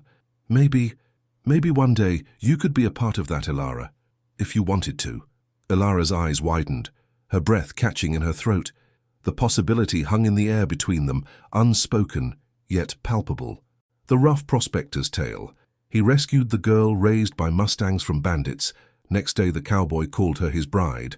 No longer seemed like a fantastical fantasy, but a whispered promise, a glimpse into a future they might dare to build together. Jedediah watched her, a silent question in his eyes, and for the first time he saw not just gratitude, but a flicker of reciprocated longing. The journey of rescue was far from over. It was evolving, transforming into something deeper, something more profound. The air in Redemption Creek had taken on a hopeful tenor, a subtle shift from the initial wary quietude to a gentle hum of burgeoning community. Ilara, no longer the wild, untamed girl, was becoming a fixture, her presence a quiet comfort. She assisted Widow Gable in her daily chores, her nimble fingers proving adept at tasks that required precision and care. Her laughter, once a rarity, now punctuated the quiet afternoons, a testament to the healing balm of kindness and stability. Jedediah, torn between his desire to move on and his growing attachment, found himself making more frequent visits to the small cottage. Each visit revealed a new facet of Ilara's developing personality, her sharp wit, her innate kindness, her quiet resilience. One crisp autumn evening, as Jedediah sat with Ilara and Widow Gable by the hearth, the conversation turned to the upcoming Harvest Festival, a cherished tradition in Redemption Creek. Widow Gable, her eyes twinkling, suggested Ilara might enjoy attending, perhaps even participating in the pie-baking contest. Ilara, though initially hesitant, found herself intrigued by the prospect. "I've never baked a pie before," she admitted, her voice soft, a touch of the old uncertainty returning. "But I like the smell of apples." Jedediah's heart ached with a protective surge. He remembered the raw, frightened girl he had pulled from Silas's grasp. Now she was contemplating entering a pie contest. The transformation was profound, almost miraculous. "I bet you'll make the best pie, Ilara," he said, his voice carrying a warmth that surprised even himself. "You've got a good touch. I've seen it in your sketches, in the way you handle things." Ilara's cheeks flushed with a delicate pink. She looked at Jedediah, her sky-blue eyes filled with a mixture of gratitude and a nascent, unnameable emotion.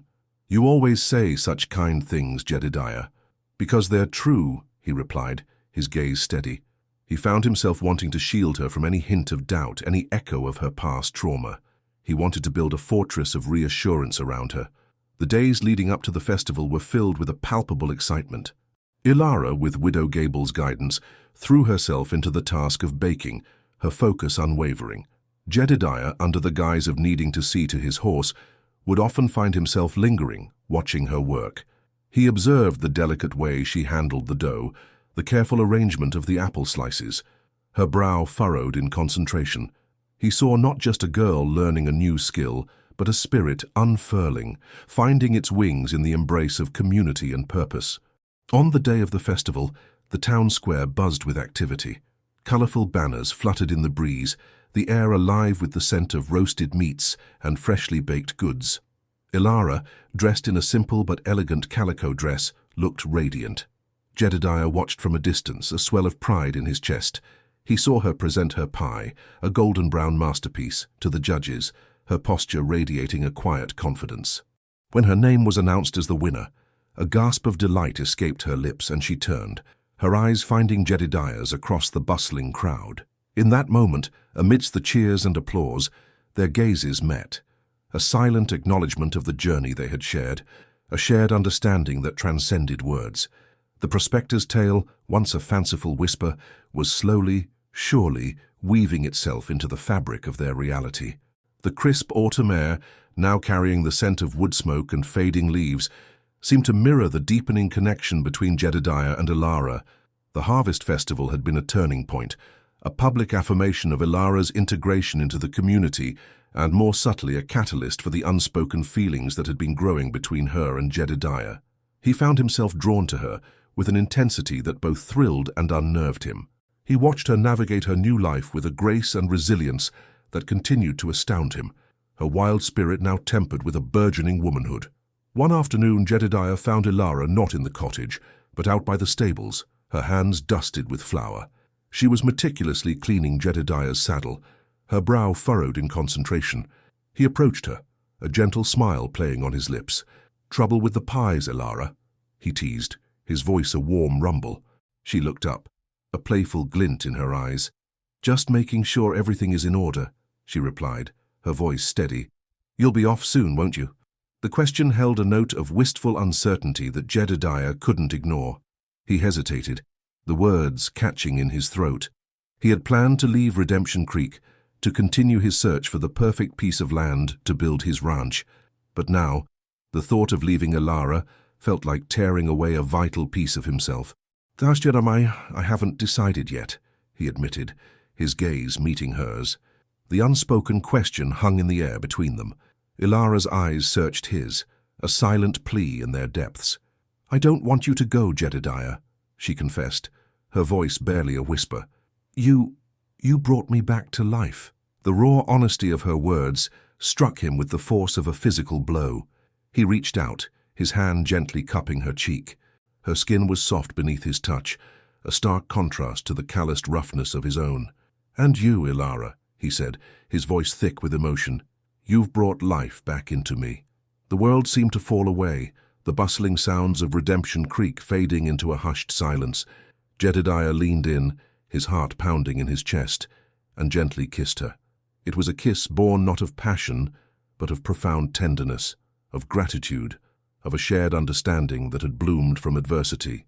Ilara responded with a shy warmth, her hand finding his, her fingers intertwining with his. When they broke apart, both breathless, Ilara's eyes shone with a mixture of joy and wonder. "The prospector's story," she began, her voice trembling slightly. "He rescued the girl, and the next day the cowboy called her his bride." Jedediah smiled, a slow, genuine smile that reached his eyes. "Sometimes, Ilara," he said, his thumb gently stroking her cheek, "stories have a way of coming true, especially the ones worth telling." He looked around at the familiar stables, at the distant silhouette of Widow Gable's cottage, and then back at Ilara, her face alight with a newfound hope. He knew, with absolute certainty, that his search for land, for a place to build his ranch, was no longer just about him. It was about them. The scent of pine and damp earth filled Jedediah's nostrils as he rode through the dense woods, his horse a sturdy bay mare named Bess, moving with a practiced ease over the uneven terrain. Beside him rode Ilara, her posture a picture of quiet confidence, her hand resting lightly on the reins of her own horse, a spirited chestnut mare that seemed to mirror her newfound vitality.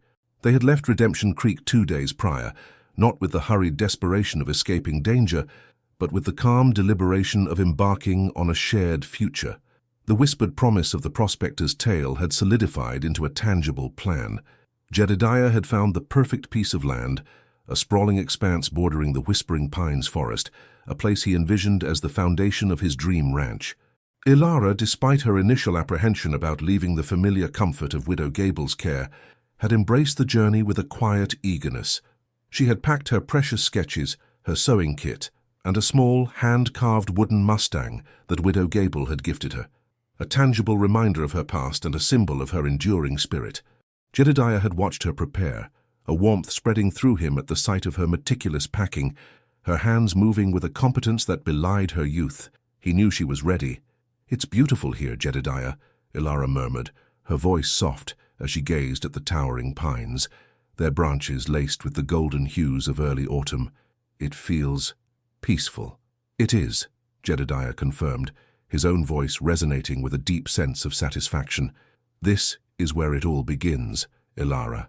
Our ranch." He gestured with his chin towards a clearing bathed in dappled sunlight, where a small, sturdy cabin stood, a testament to his hard work and foresight. "I've been building it up, little by little. Enough for us to start."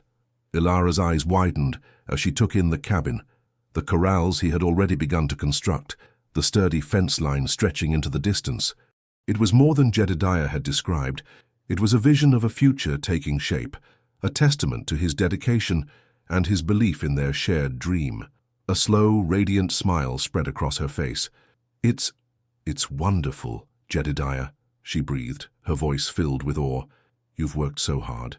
"We'll work hard together now," he replied, his gaze meeting hers, a silent vow passing between them. He saw in her eyes a reflection of his own hope, his own determination. The wild girl raised by Mustangs and the solitary cowboy had found their shared horizon, their common ground. As they dismounted, Bess and Ilara's mare, sensing the change in their riders' moods, nickered softly, nudging their heads against their companions.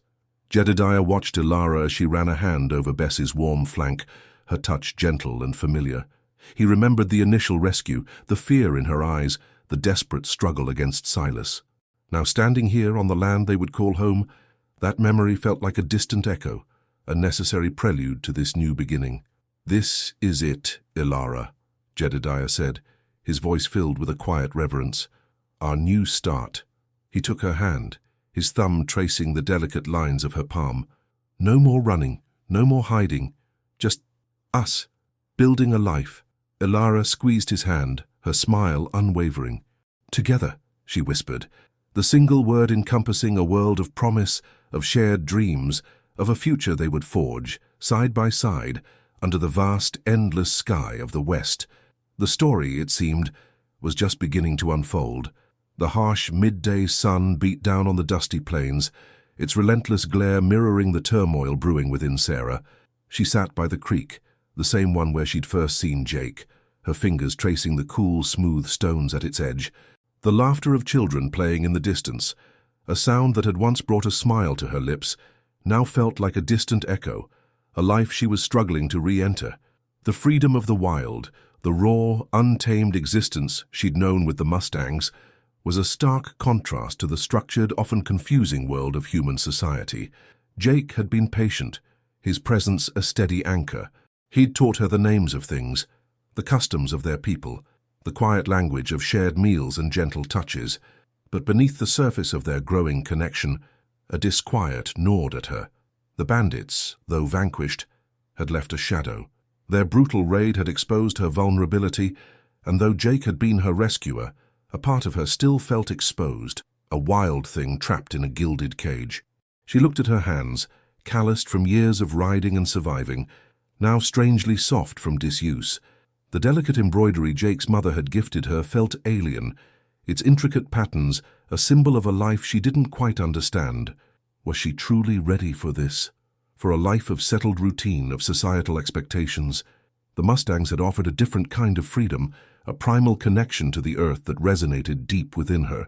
Here she felt a different kind of wildness, a yearning for an independence that felt increasingly out of reach. Her thoughts drifted to the encounter with Sheriff Brody. His questions had been probing, his gaze sharp. He'd seen her, a girl raised by horses, and he'd seen Jake, the honorable rancher. The world, it seemed, had a way of categorizing them, of fitting them into neat boxes. But Sarah didn't feel like she fit anywhere. She was a creature of the plains, a whisper of the wind, not a woman ready to be a bride. A rustle in the bushes startled her. It was Lily, her small, bright eyes wide with curiosity. Lily often sought her out, her innocent presence a balm to Sarah's troubled spirit. "What are you doing, Sarah?" Lily asked, her voice a clear, sweet chime. Sarah forced a smile. "Just thinking, Lily." "About what?" Lily plopped down beside her, her small hand reaching out to touch a smooth grey stone. "About where I belong," Sarah confessed, the words tumbling out before she could stop them. Lily tilted her head. "You belong here, with Jake and his mama, and with me. We like you." The simplicity of Lily's words, the unadulterated affection in her gaze, struck a chord. Belonging. It wasn't a place or a set of rules, but a feeling, a connection.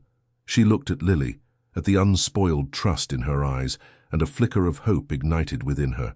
Perhaps belonging wasn't about changing who she was, but about finding people who accepted her, wildness and all. Jake found her there a little later, the setting sun painting the sky in hues of orange and purple. He didn't say anything at first, just sat beside her, his warmth a comforting presence. He'd learned to read her silences, to understand the unspoken language of her heart. "Troubled?" he finally asked, his voice a low rumble. Sarah leaned her head against his shoulder. "A little." He gently brushed a stray strand of hair from her face. "This world, it's different from the one you knew. It takes time to adjust. It's not just the adjusting, Jake. It's me. I feel like I'm two different people. The girl who rode with the wind, and the woman who's supposed to be here, learning to be something else." Jake's arm tightened around her. "You're not two people, Sarah. You're one person. The girl who rode with the wind is a part of who you are.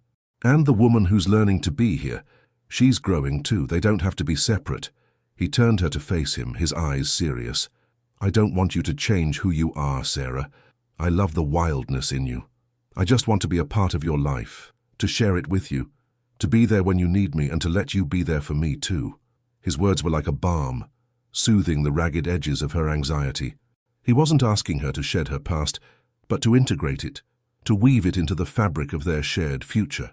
A future that, for the first time, felt less daunting and more like a promise.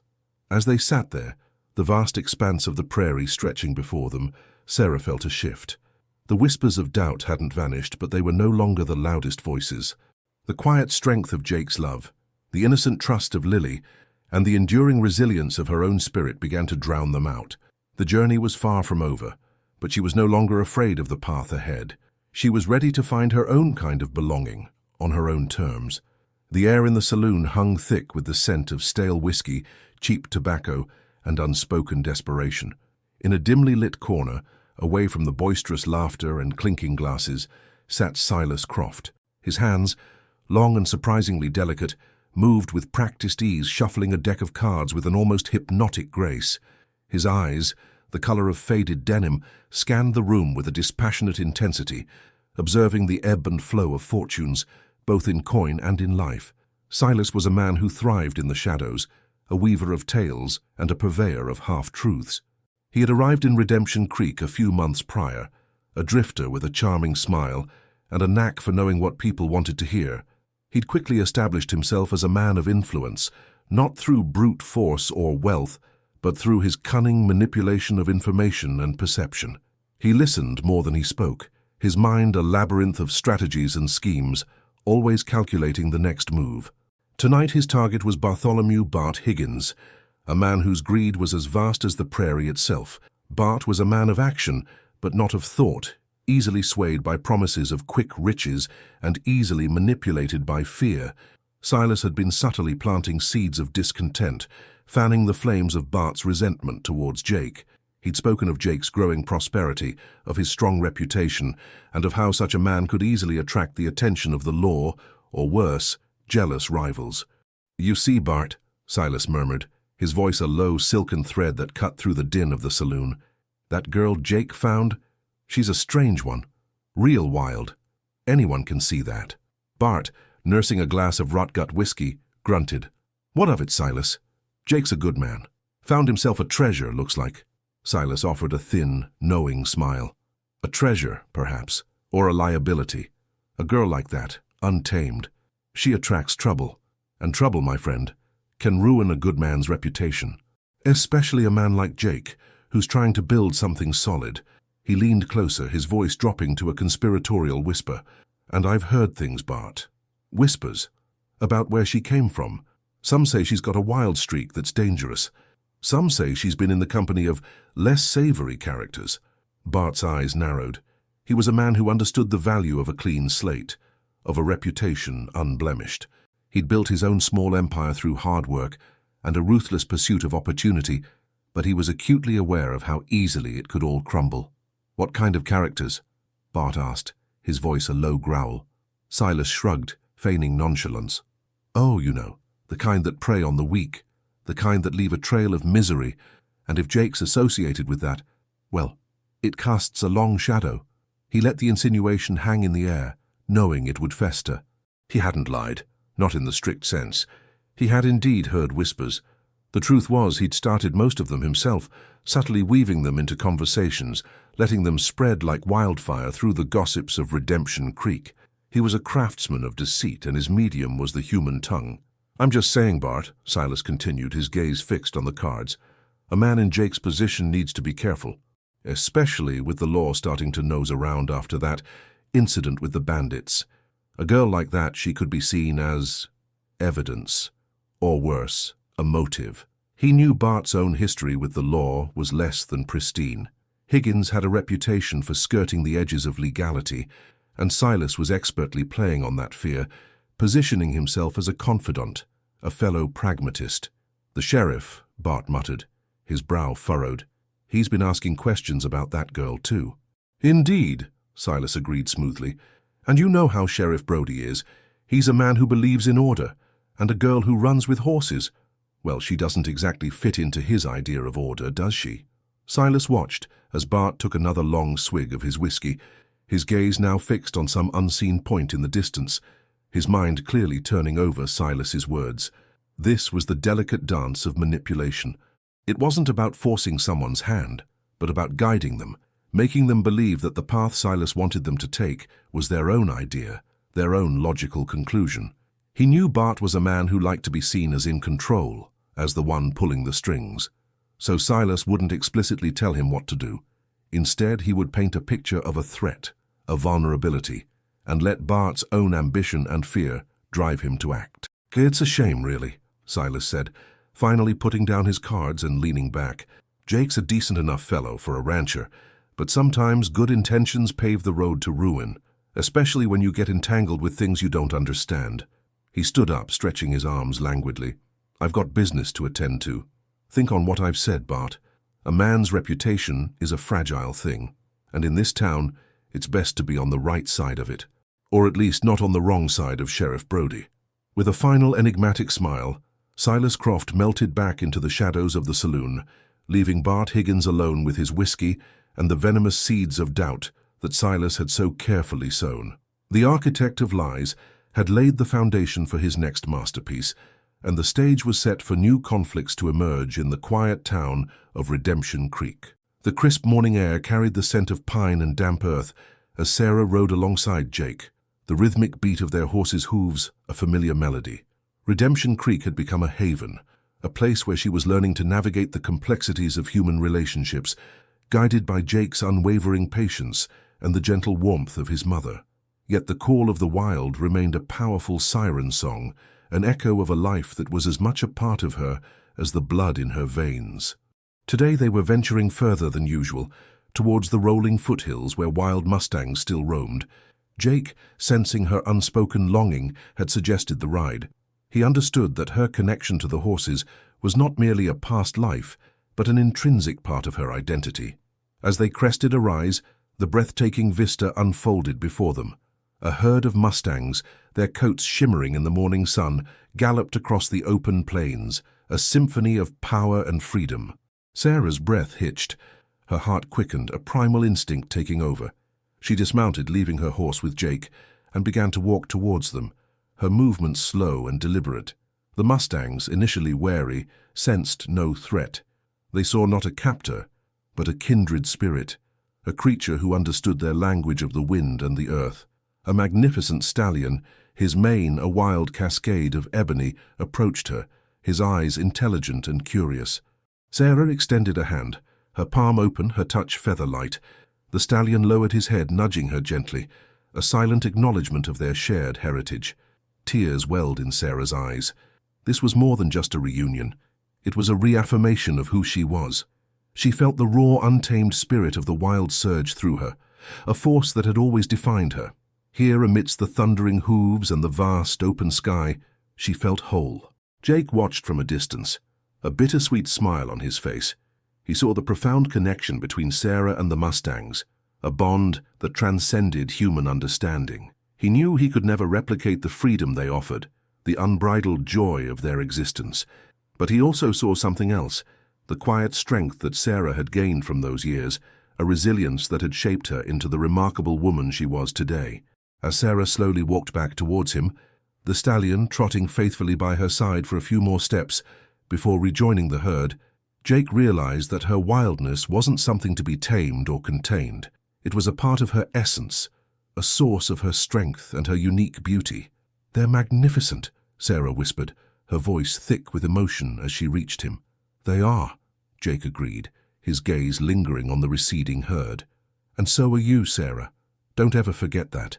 He saw the conflict in her eyes, the pull between the life she was building and the life that had shaped her.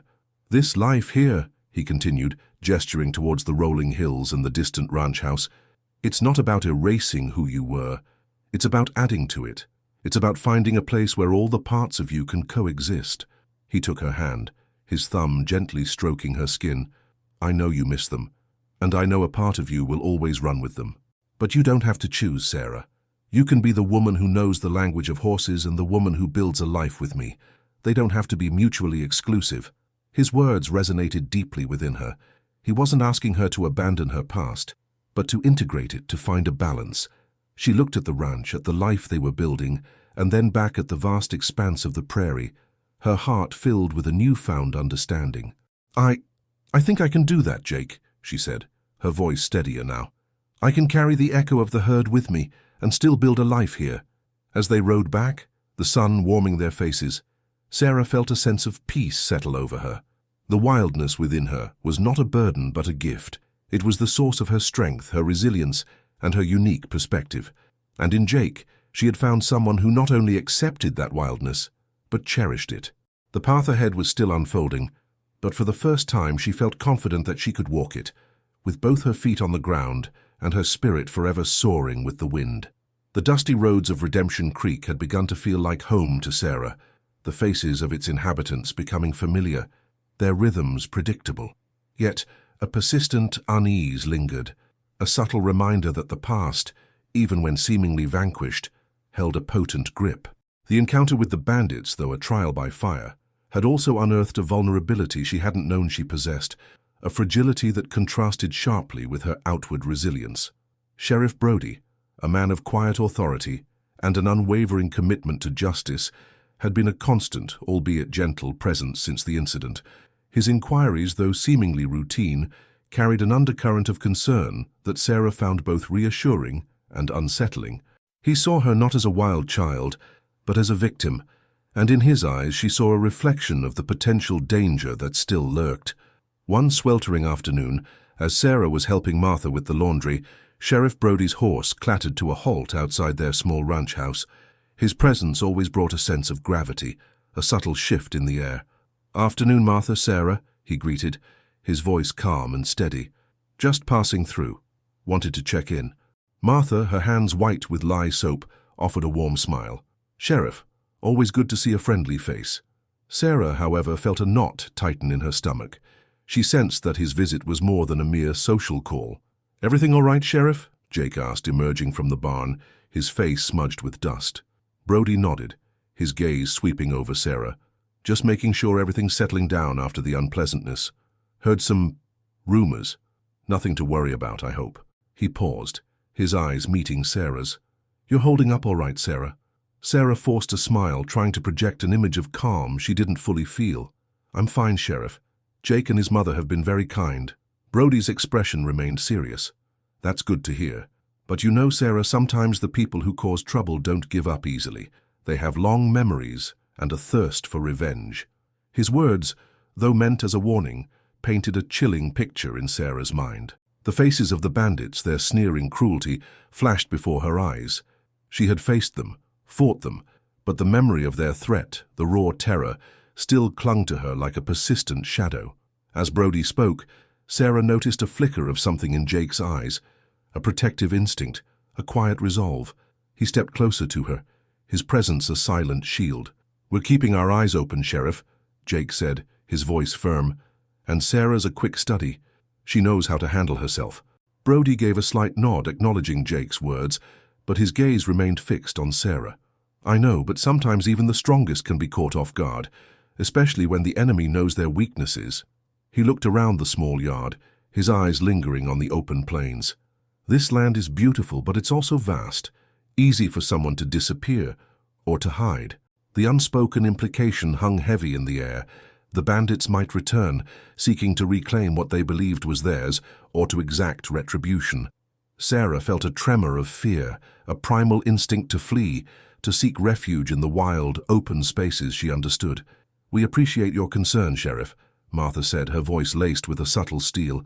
"But this is our home now, and we'll defend it." Brody met Martha's gaze, a flicker of respect in his eyes. "I have no doubt. Just stay vigilant. And if you see anything at all, you come straight to me." He tipped his hat and rode away, leaving behind a palpable tension. Sarah's hands trembled slightly as she resumed her task, the soapsuds momentarily blurring her vision. The idyllic peace of Redemption Creek suddenly felt fragile, a thin veneer over the raw, unforgiving nature of the frontier. "He's right, you know," she said softly, her voice barely a whisper, "about the weaknesses." Jake gently took her hand, his touch grounding her. "We all have them, Sarah, but we also have strengths, and we have each other." He squeezed her hand. "And I won't let anyone hurt you. Not again." His words, laced with a fierce protectiveness, were a comfort. But the shadow of the past had deepened. Sarah knew that her journey of healing and integration was far from over. The wildness within her, once a source of pure freedom, now also represented a vulnerability that others might seek to exploit.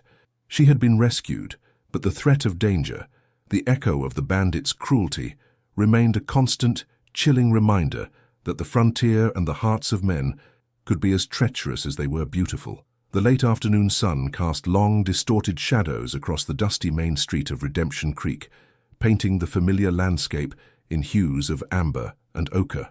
Silas Croft, a man whose smile rarely reached his calculating eyes, observed the scene from the relative anonymity of the mercantile's porch. He saw Sheriff Brody's patrol wagon rumble past, noted the hushed conversations outside the saloon, and felt a familiar thrill of anticipation. His carefully laid plans were beginning to bear fruit. His target tonight was none other than Bart Higgins. Silas had been feeding Bart's paranoia, subtly suggesting that Jake, with his newfound prosperity and his unusual ward, was becoming a threat to the established order of the town. He'd also alluded to the sheriff's quiet investigations, implying that Jake's association with Sarah, the girl raised by Mustangs, might attract unwanted legal scrutiny. Silas found Bart nursing a drink at the saloon, his brow furrowed in contemplation. Silas slid into the seat opposite him, a disarming smile plastered on his face. "Evening, Bart," Silas said, his voice smooth as aged whiskey. "Lost in thought?" Bart grunted, swirling the amber liquid in his glass. "Just, thinking about things. This town's changing." "Indeed it is," Silas agreed, leaning forward conspiratorially. "And some changes are more disruptive than others, like a man suddenly coming into favor, attracting attention, the kind of attention that might not be so welcome." He let his gaze drift towards Jake's ranch, visible in the distance. "That young rancher, Jake, he's done well for himself, and that girl he's got with him, she's a curiosity, wouldn't you say?" Bart's eyes narrowed. "Curiosity can be dangerous, Silas, especially to a man who's always been careful about who he keeps company with." Silas chuckled, a dry, rasping sound. "Precisely. And I've heard whispers, Bart. Whispers about that girl, about her past, about the kind of people she might have known before Jake took her in." He paused, letting the insinuation hang heavy in the air. People who might still be looking for her, or worse, people who might want to use her as leverage. Bart shifted in his seat, a flicker of unease crossing his face. He was a man who understood the intricacies of power and influence, and he knew that sometimes a carefully placed word could be more potent than a drawn gun. "Leverage for what?" Bart asked, his voice low. "That, my friend," Silas said, his smile widening, "is the million-dollar question. But imagine, Bart, if someone were to facilitate the disappearance of this troublesome girl, or perhaps ensure she found her way back to wherever she came from. A man like Jake, he'd be grateful, very grateful, and gratitude, as you know, can take many forms. Silas was proposing a dangerous game. He was not directly involved in the Bandit incident, but he knew enough to understand the volatile elements at play. He saw an opportunity to profit from the situation, to play both sides and emerge with a substantial reward. "You're suggesting What? Kidnap her?" Bart asked, his voice laced with incredulity and a hint of fear. "Not kidnap, Bart," Silas corrected smoothly. "Perhaps escort her to a safer place, a place where she'll be out of harm's way and out of Jake's life. Think of the reward, Bart. Jake has made it clear he'll do anything to protect her. He'd pay handsomely for her safe return, wouldn't he?" Silas was proposing a staged rescue, a carefully orchestrated deception. He would ensure Sarah was found by a group he controlled, who would then demand a ransom from Jake. Silas would then act as the intermediary, pocketing a significant portion of the payment, while presenting himself as the hero who brokered the deal. Bart hesitated, his mind racing. The risk was considerable, but the potential reward was equally tempting. He knew Jake's protectiveness towards Sarah was immense, and Silas's assessment of Jake's desperation was likely accurate. "And who would these escorts be?" Bart asked, his eyes narrowed with suspicion. Silas waved a dismissive hand. "Reliable individuals, men who know how to keep their mouths shut, men who are discreet." He didn't mention that these reliable individuals were likely remnants of the very bandit gang Sarah had encountered, men he'd subtly contacted and recruited with promises of easy money. "This is a dangerous game, Silas," Bart muttered. "All the best games are, Bart," Silas replied with a glint in his eye, "but fortunes are made by those bold enough to play. Think on it. A substantial sum, no questions asked, and the satisfaction of knowing you've helped a good man. All for a little arrangement." He stood up, placing a hand on Bart's shoulder. "Meet me here tomorrow, same time. We'll finalize the details. Just remember, Bart, Sarah's presence is a complication. Removing her, that's a solution. And solutions have a price." Silas walked away, leaving Bart alone with his whiskey and the intoxicating allure of a risky bargain. The architect of lies had just drafted the blueprint for a new deception, a plan that threatened to shatter the fragile peace Sarah had found in Redemption Creek. The vast expanse of the prairie, under a sky painted with the soft hues of dawn, held a deceptive tranquility. Sarah rode out alone, the crisp morning air invigorating her. She had grown accustomed to the quiet routines of ranch life, the comfort of Martha's presence, the steady reassurance of Jake's love. Yet a part of her still yearned for the solitude of the open spaces, the silent communion with nature that had been her sole companion for so long. As she rode, her gaze swept over the familiar landscape, her senses attuned to the subtle shifts in the environment. It was a habit ingrained from years of survival, an instinct that had kept her alive, and today that instinct flared. Ahead, barely visible in the tall grass, she saw a faint disturbance, a subtle break in the natural order. Her heart quickened. It was too deliberate to be the work of wind or wildlife. Curiosity, laced with a prickle of apprehension, drew her closer.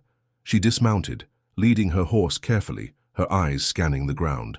There, almost obscured by a clump of sagebrush, was a single discarded item, a small, intricately carved wooden bird, its wings spread as if in mid-flight. It was a token, a marker, a deliberate sign left by someone. Sarah picked it up, her fingers tracing the smooth, polished wood. It was familiar yet strangely unsettling. She had seen such carvings before, small trinkets exchanged among the bandits, symbols of their twisted camaraderie. This wasn't a random find. It was a message, a deliberate sign left for her. A shiver traced its way down her spine. Who would leave this? And why? The bandits had been driven off, their threat seemingly neutralized. Had they returned? Or was this a new danger? A different serpent slithering in the grass? She looked around, her gaze sharp, searching for any other signs, any further clues. The prairie stretched out, seemingly empty, yet she felt an unseen presence, a prickle of being watched. The tranquility of the dawn now felt menacing, the vastness of the landscape a potential hiding place for danger. Her mind raced, replaying the events of the bandit raid, the brutality, the fear. Had they sought her out, specifically? And if so, who had told them where to find her? The thought sent a fresh wave of unease through her. She had trusted few people since coming to Redemption Creek, and Jake and his mother were beyond reproach. But others had their own agendas. She remembered Silas Croft, the man with the silken tongue and the eyes that never quite met hers. He had a way of knowing things, of seeming to be everywhere at once. Could he be involved? He had shown an unusual interest in her, a subtle probing that had always set her teeth on edge. Sarah pocketed the wooden bird, a tangible piece of the growing mystery. She knew she couldn't ignore this. The carefully constructed piece of her new life felt threatened, a delicate tapestry unraveling at the edges. She needed to understand who had left this mark and what it meant. She mounted her horse, her movements swift and decisive.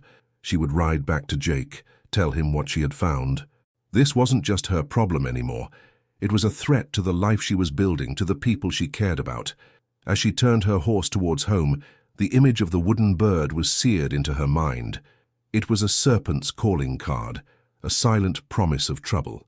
And Sarah, the girl who had once lived solely by instinct, knew that this time her instincts were screaming a warning. The past, it seemed, was not content to remain buried. It had found a way to slither back into her life, leaving a trail of unsettling clues. The warm glow of the kerosene lamps cast dancing shadows across Martha's cozy kitchen as Sarah recounted her discovery of the wooden bird. Jake listened intently, his jaw tight, his eyes fixed on Sarah's face. The artifact, small and seemingly insignificant, had ignited a palpable tension in the room. "A bandit carving?" Jake repeated, his voice low and dangerous. "Are you sure?" Sarah nodded, her fingers clenching around the smooth wood. "It feels like them, Jake. And the way it was placed, it was meant to be found." Martha, her hands busy kneading dough, her face etched with concern, added, "This is troubling, Sarah. Very troubling. It means they know where you are." "But how?" Jake mused, pacing the small kitchen. "We've been careful. No one outside of Sheriff Brody and ourselves knows the details of what happened that night." A thought, cold and sharp, pierced through Sarah's mind. "Silas Croft," she murmured, her voice barely audible. Jake stopped pacing. "Croft? What makes you say that?" "He's always been curious," Sarah explained, recalling Silas's probing questions, his lingering glances.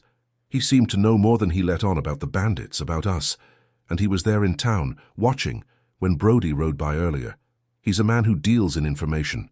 A grim understanding dawned on Jake's face. Silas, a known gambler and opportunist, would see an opportunity in their predicament. He would be the kind of man to sell information, to betray trust for profit. "That snake," Jake spat, his knuckles white. "I always felt he was up to something, always lurking, always listening." Martha's eyes widened. "Betrayal? He would do that? After we've been welcoming to him?" "Some men have no loyalty, Martha," Jake said, his voice heavy with disappointment. "Only greed. And Silas Croft is one of them." The realization settled over them like a shroud. The wooden bird wasn't just a sign of the bandits' return. It was a symptom of a deeper betrayal, a web of deceit woven by Silas Croft. He had likely learned details from Brody or other townsfolk, piecing together Sarah's story, and then sold that information to the remnants of the bandit gang, or to anyone else who would pay for it. "He might not have just told them where I am," Sarah said, her voice trembling slightly. "He might have set this up. He spoke of leverage, of solutions." Jake pulled Sarah into his arms, his embrace fierce. "He won't get away with it. We won't let him. If he's involved, we'll expose him. And if those bandits come back, they'll find us ready." Martha placed a comforting hand on Sarah's shoulder. "We'll stand by you, Sarah. All of us." But even as they drew strength from each other, a new layer of fear had been added to their existing worries. The threat was no longer just external, it was also internal, a betrayal from within their own small community. Silas Croft, the charming outsider, had proven to be a serpent in their midst, his whispers of manipulation now echoing with the chilling sound of imminent danger. The path to security had just become far more treacherous. The air in Redemption Creek crackled with an unseen energy, a subtle shift in the usual rhythm of frontier life. Sheriff Brody, a man of quiet observation, had noticed it too. The whispers about Sarah, once fleeting curiosities, had begun to coalesce into a more focused narrative, fueled by Silas Croft's insidious influence. Silas, operating from the shadows of the saloon, had masterfully woven his web of deception. He had subtly amplified the whispers about Sarah's wild nature, insinuating that her presence was a destabilizing force. He had hinted at her possible connections to unsavory elements, painting her as a magnet for trouble. His ultimate goal, to engineer a situation where Jake would feel compelled to pay a substantial sum to ensure Sarah's safety, a sum Silas intended to skim a significant portion from. He had cultivated his relationship with Bart Higgins, feeding Bart's innate greed and his fear of falling foul of the law. Silas convinced Bart that by aiding in the removal of Sarah, he would not only secure a financial windfall, but also position himself as a man of influence in the town's future dealings.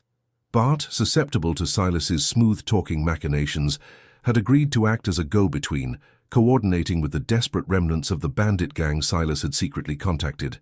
Sheriff Brody, however, was not easily fooled. He had a keen eye for deception, a sixth sense for when the threads of truth were being deliberately tangled. He noticed Silas's increased presence in Bart's company, the furtive glances exchanged, the way Silas always seemed to be steering conversations towards Jake and Sarah. One evening, Brody paid an unannounced visit to Silas's modest rented room above the general store. The room was sparsely furnished, but a closer inspection revealed meticulously organized ledgers and a collection of coded notes, hinting at Silas's intricate dealings. Brody, without explicitly stating his suspicions, let Silas know he was aware of his activities. "Heard you've been quite the conversationalist lately, Silas," Brody said, his voice calm, yet carrying an unmistakable weight. "Folks say you have a way of clarifying things for people." Silas offered his practiced, unctuous smile. "Just trying to keep the peace, Sheriff. This town can be a rough place. People need a steady hand, a clear head. And you believe a clear head involves what exactly?" Brody pressed, his gaze unwavering. "Whispering doubts about a young woman who's been through enough already?" Silas's smile faltered for a fraction of a second. "I merely speak what I hear, Sheriff. The truth has a way of surfacing, doesn't it?" "Sometimes," Brody replied, his tone hardening. "And sometimes men like you try to bury it or twist it for their own gain. I've seen your kind before, Silas. Always looking for an angle, always playing the game. But this game you're playing, it involves innocent people. And when that happens, it stops being a game." He leaned closer, his voice dropping to a low, gravelly tone. "I'm watching you, Silas. Every move you make. And if I find out you're preying on that girl, or on Jake, or on anyone else in this town for your own profit, you'll find out just how unforgiving this frontier can be." Brody's warning, delivered with quiet authority, hung in the air long after he had left.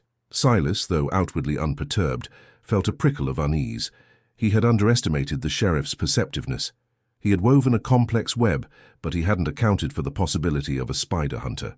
Meanwhile, Jake, suspicious of Silas's motives and Sarah's growing unease, had been quietly investigating himself. He had spoken with some of the ranch hands who had encountered Silas, gathering snippets of information about his past dealings, his reputation for deception. He learned that Silas had a history of operating on the fringes, always seeking to profit from the misfortunes of others. As Silas continued to tighten his web, unaware that his threads were being meticulously examined, the tension in Redemption Creek continued to build. The stage was set for a confrontation, where the weaver of lies would finally be forced to face the consequences of his intricate deceptions.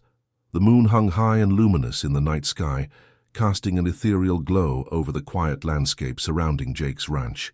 A chill wind whispered through the tall grass, carrying with it the scent of pine and a subtle, unsettling tension. Sarah, despite Jake's assurances of safety, couldn't shake the feeling of being watched. She stood by the window, her gaze fixed on the darkened plains, her hand resting on the worn wooden bird she had found. Jake found her there, his presence a comforting warmth against the encroaching darkness. He wrapped his arms around her, his touch firm and reassuring. "Still on edge?" he murmured, his voice a low rumble against her hair. Sarah leaned into his embrace. "It's quiet, too quiet. It feels like waiting." "We're ready, Sarah," Jake said, his voice filled with a quiet determination. "We've alerted Sheriff Brody, and we've got our own eyes open." He had instructed his most trusted ranch hands to patrol the perimeter of the ranch, their movements discreet, their senses sharp. They were a small, determined force against the unseen threat. Suddenly a distant whinny, sharp and panicked, pierced the night. It was followed by the unmistakable sound of horses, not the steady rhythm of their own patrol, but a frantic, uneven thundering. "They're here," Jake breathed, his grip tightening on Sarah. He guided her away from the window, towards the relative safety of the main house's sturdy interior. Martha was already there, her face pale but resolute, a shotgun held firmly in her hands. "Stay behind us, Sarah," Jake instructed, his eyes scanning the darkness outside. The sound of approaching horses grew louder, closer. Shadows detached themselves from the deeper darkness of the prairie, resolving into the rough figures of men on horseback. They were more than just a few stragglers. It was a small, organized group, their intentions clearly hostile. As the figures drew nearer, Sarah recognized the glint of metal, the glint of a rifle barrel. Her heart pounded against her ribs. This was it. The bandits had come, and likely, Silas Croft's machinations had led them straight to their doorstep. From the shadows of the barn, the silhouettes of Jake's ranch hands emerged, their own rifles leveled. A tense standoff ensued, the only sounds the wind's mournful cry and the nervous snorting of horses. Then a voice, smooth and familiar, cut through the night. "Jake, it's me, Bart Higgins, and I've brought some friends who want to talk about a debt owed." Sarah's blood ran cold. Bart. He was here with them. Silas's trap was sprung, and Bart, either through coercion or greed, had become an active participant. "Bart, you fool!" Jake shouted back, his voice laced with a mixture of anger and disbelief. "Get out of here before you get yourself killed." "Can't do that, Jake," Bart yelled back, his voice strained. "Silas said there'd be a reward for bringing you this girl." A cold, sickening realization washed over Sarah. Silas. He hadn't just sold information. He had orchestrated this, using Bart as his pawn and the bandits as his muscle. He had played them all. Just as the tension reached its breaking point, a new sound emerged from the darkness. The steady, purposeful clatter of hooves, accompanied by the distinctive jingle of spurs. Sheriff Brody's patrol wagon, its lantern casting a wide beam, rolled into view, followed by 2 deputies on horseback. "Hold it right there," Brody's voice boomed, cutting through the night. "Redemption Creek Sheriff's Department. Lay down your arms." The bandits, caught between Jake's men and the sheriff's arrival, hesitated. Bart, caught in the middle, looked utterly terrified. Silas Croft, the architect of the entire scheme, was nowhere to be seen, having likely vanished into the night once his plan was set in motion. The trap had sprung, but it wasn't Sarah and Jake who were caught. It was those who sought to prey on them. The night was alive with the raw, unvarnished conflict of the frontier, and Sarah, standing beside Jake, felt a surge of defiance. She had been rescued, she had been threatened, and she had been betrayed, but tonight she would stand her ground. The wildness within her, honed by survival, was ready to face whatever came next. The dust settled slowly, painting the already grim landscape with a veil of ochre. Silas, battered but unbowed, watched as the last of Jedediah's men scrambled away, their tails tucked between their legs. The air, thick with the acrid scent of gunpowder and the metallic tang of blood, seemed to hum with a raw, untamed energy. He'd never fought like this before, never felt the primal surge of adrenaline that pushed him past exhaustion, past fear. It was for Ilara, for the unwritten future they'd glimpsed, that he'd found a strength he never knew he possessed. He turned, his gaze sweeping over the scene. The bandits, their greed, their undoing, lay scattered like discarded toys. Some were moaning, others were silent, their earthly ambitions extinguished. Silas felt no triumph, only a profound weariness that seeped into his bones. He walked towards Ilara, who was slowly being helped to her feet by Marshal Brody, his weathered face etched with a mixture of concern and grim satisfaction. Her dress, once a simple calico, was now torn and stained, a stark testament to the violence she'd endured. Yet in her eyes, beneath the lingering fear, a flicker of resilience burned. "Are you all right, Ilara?" Silas's voice was rough, strained. He knelt beside her, his heart aching at the sight of her disheveled state. He reached out, his calloused fingers gently brushing a stray strand of hair from her cheek. Her skin, usually sun-kissed and healthy, was pale, her lips trembling slightly. Ilara nodded, a small, hesitant movement. I think so, Silas, thank you." Her voice was a whisper, barely audible above the groans of the wounded. She looked at him, truly looked at him, and in that moment, the carefully constructed walls she'd built around her heart began to crumble. This man, this rough-hewn cowboy, had faced down a pack of wolves for her. He had risked everything. Marshal Brody cleared his throat, drawing their attention. "Well, Silas, looks like you handled business. These fellas won't be bothering anyone for a good long while. We'll round 'em up and get 'em to the nearest territorial jail."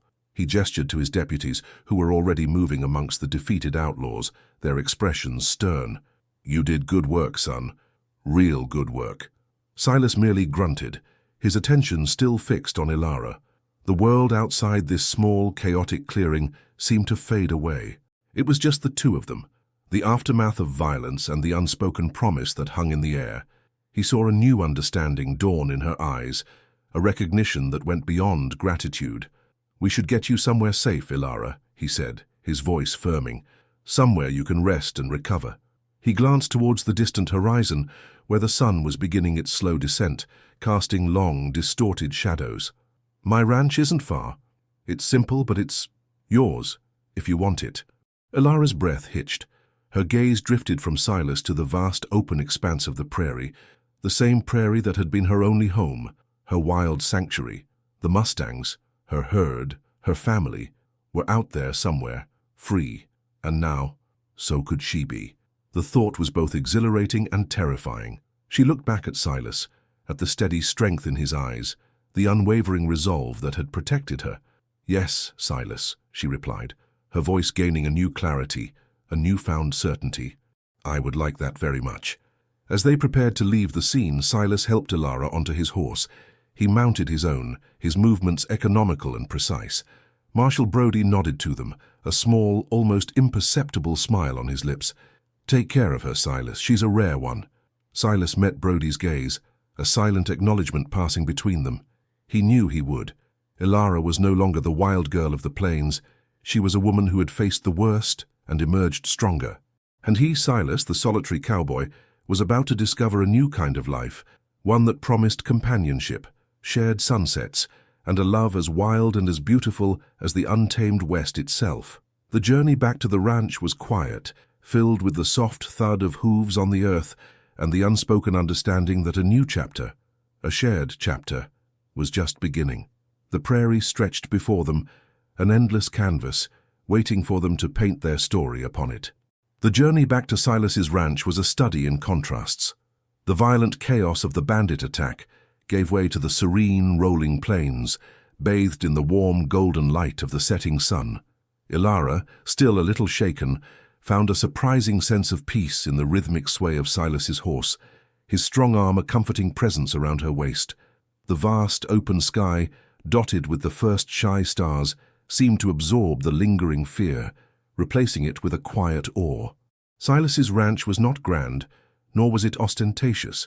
It was a humble, sturdy homestead, built with practical purpose and a lifetime of solitary labor. A small, well-kept cabin stood at its heart, surrounded by a modest corral and a sturdy barn. Smoke curled lazily from the stone chimney, a welcoming beacon in the twilight. It spoke of a life lived in harmony with the land, a life of quiet strength and self-reliance. As they dismounted, Silas led Ilara towards the cabin. The air was crisp and cool, carrying the faint scent of sagebrush and wood smoke. He opened the door, revealing a cozy interior, sparsely furnished but impeccably clean. A rough-hewn wooden table stood in the center of the main room, flanked by two sturdy chairs. A stone fireplace dominated one wall, a low fire crackling within, casting dancing shadows. A small, functional kitchen area was tucked into one corner, and a door led to what Silas explained was his bedroom. "It's not much," Silas said, his voice laced with a hint of awkwardness. "But it's warm and dry. I'll fetch some water and get a meal started." He looked at Ilara, his gaze lingering on her face, searching for any sign of distress. "You just make yourself at home. Rest." Ilara, overwhelmed by the unexpected kindness and the sheer normalcy of the setting, could only nod. She walked over to the fireplace, holding her hands out to the warmth. The flames seemed to chase away the last vestiges of the recent trauma, offering a tangible sense of safety. She looked around the cabin, her eyes taking in the worn but sturdy furniture, the few personal items scattered about. A well-used saddle, a collection of well-read books, a framed, faded photograph of a stern-looking couple. It was the home of a man who valued substance over show, a man who found contentment in the simple things. Silas returned a few minutes later, carrying a pitcher of water and 2 tin cups. He poured her a drink, his movements efficient. "We'll have some stew. Nothing fancy, but it'll fill you up." He moved about the kitchen, his presence filling the small space without being intrusive. Ilara watched him, a strange sense of calm settling over her. She had spent her life with the wild horses, her world dictated by the rhythms of nature. This human connection, this quiet care, was something entirely new, and it was surprisingly welcome. They ate in comfortable silence, the only sounds the clinking of spoons against tin and the crackling fire. The stew was hearty and flavorful, a welcome change from the meager rations she'd sometimes been forced to endure. As they ate, Ilara found herself opening up, hesitantly at first, then with more confidence. She spoke of the Mustangs, of the freedom she'd felt running with them, of the loneliness that had often accompanied that freedom. Silas listened, his gaze steady and attentive, his occasional nods of understanding more eloquent than any words. When the meal was finished, Silas cleared the table. "You should get some rest, Ilara. It's been a long day." He gestured towards a comfortable-looking armchair by the fire. "I'll make up a bed for myself on the floor, if you'd prefer the room." Ilara shook her head. "No, Silas, that's not necessary. I can sleep in the room, thank you." She hesitated, then added, "Thank you for everything." Silas met her gaze, a warmth spreading through him that had nothing to do with the fire. "You're safe now, Ilara, that's all that matters." He offered a small smile, a rare glimpse of his true, gentle nature. "Tomorrow we'll figure things out, but for tonight, just rest." As Ilara settled into the small, clean bedroom, the soft glow of the fire filtering through the open doorway, she felt a profound sense of gratitude. She was no longer the girl raised by the wild. She was Ilara, and she had found a sanctuary, not just in a place, but in the quiet strength and unwavering kindness of a man named Silas. The wolves of her past were vanquished, and the path ahead, though uncertain, was bathed in the gentle light of hope. She closed her eyes, the sound of Silas's quiet movements in the main room a comforting lullaby, and drifted into a deep, untroubled sleep. The dawn arrived with a gentle, rosy hue, painting the prairie sky with strokes of soft light. Ilara awoke to the comforting scent of brewing coffee and the murmur of Silas's low whistling from the main room. The night had been the most peaceful she'd experienced in years, a testament to the safety and tranquility of the ranch. She rose from the surprisingly comfortable bed, feeling a newfound lightness in her limbs, a sense of purpose stirring within her. She dressed in the clean, simple clothes Silas had laid out for her, a practical calico dress, sturdy boots, and a serviceable shawl. They were not her wild, worn attire, but they felt right, a symbol of a new beginning. Stepping into the main room, she found Silas by the fireplace, pouring 2 mugs of steaming coffee. He looked up, his eyes the color of a clear summer sky meeting hers. A genuine smile, one that crinkled the corners of his eyes, spread across his face. "Morning, Ilara," he said, handing her a mug. "Sleep well?" "Like a stone," she replied, the smile returning to her lips. "Thank you, Silas, for everything." They sat at the table, the morning sun streaming through the windows, illuminating the dust motes dancing in the air. The quiet camaraderie between them had deepened, forged in the crucible of shared danger and unexpected tenderness. Silas spoke of his life, of his dreams for the ranch, of the quiet satisfaction he found in the land. Ilara, in turn, shared more of her past, her voice steady as she recounted the challenges and the fierce independence that had defined her years with the Mustangs. As the morning wore on, Silas gently broached the subject of her future. "Elishra," he began, his tone serious but kind, "what do you want to do now? You're free, and that's how it should be. This ranch, it's simple, but it's yours if you want it. You could have a place here, a real home." He paused, his gaze earnest. "Or if you want to see more of the world, I understand that too, but I'd be honored if you'd consider staying. With me." Ilara listened, her heart beating a little faster. The words he spoke resonated deeply within her. The wild freedom of the plains had been her life, but it had also been a solitary existence. She had yearned for connection, for belonging, for a love that mirrored the strength and resilience she found in herself. Silas offered all of that and more. He saw her, truly saw her, not as a wild creature to be tamed, but as a woman of strength and spirit. She looked out the window at the vast expanse of the prairie, the familiar landscape now imbued with a new meaning. It was no longer just a wilderness. It was the land that had shaped her, and now it could be the land they built their lives upon. "Silas," she began, her voice soft but firm, "I've spent my life running with the wind, running from fear, running from loneliness, but I don't want to run anymore." She turned to face him, her eyes shining with a mixture of emotion and unwavering resolve. "I want to build, I want to grow, and I want to do it with you." A slow, radiant smile spread across Silas's face, a smile that spoke volumes of joy and relief. He reached across the table, his calloused hand covering hers. His touch was warm, steady, a promise of unwavering support. "Ilara," he breathed, his voice thick with emotion. "That's all I could ever ask for." He rose from his chair and gently pulled her to her feet. In the center of the sun-drenched room, surrounded by the quiet solitude of their shared sanctuary, Silas drew Ilara into his arms. It wasn't a passionate embrace, but one of deep affection, respect, and profound understanding. It was the embrace of two souls who had found their home in each other. "You're not the girl raised by Mustangs anymore, Ilara," Silas whispered, his lips brushing her forehead. "You're Ilara, my Ilara." Tears welled in Ilara's eyes, not of sorrow but of overwhelming happiness. She leaned into his embrace, the scent of wood smoke and leather a comforting aroma. "And you, Silas," she murmured, her voice filled with a joy she'd never known. "You are the cowboy who rescued me, and now you're my forever." They stood there for a long moment, two strong souls intertwined, their futures stretching out before them as vast and as beautiful as the prairie sky. The bandits were a distant memory, their threats extinguished.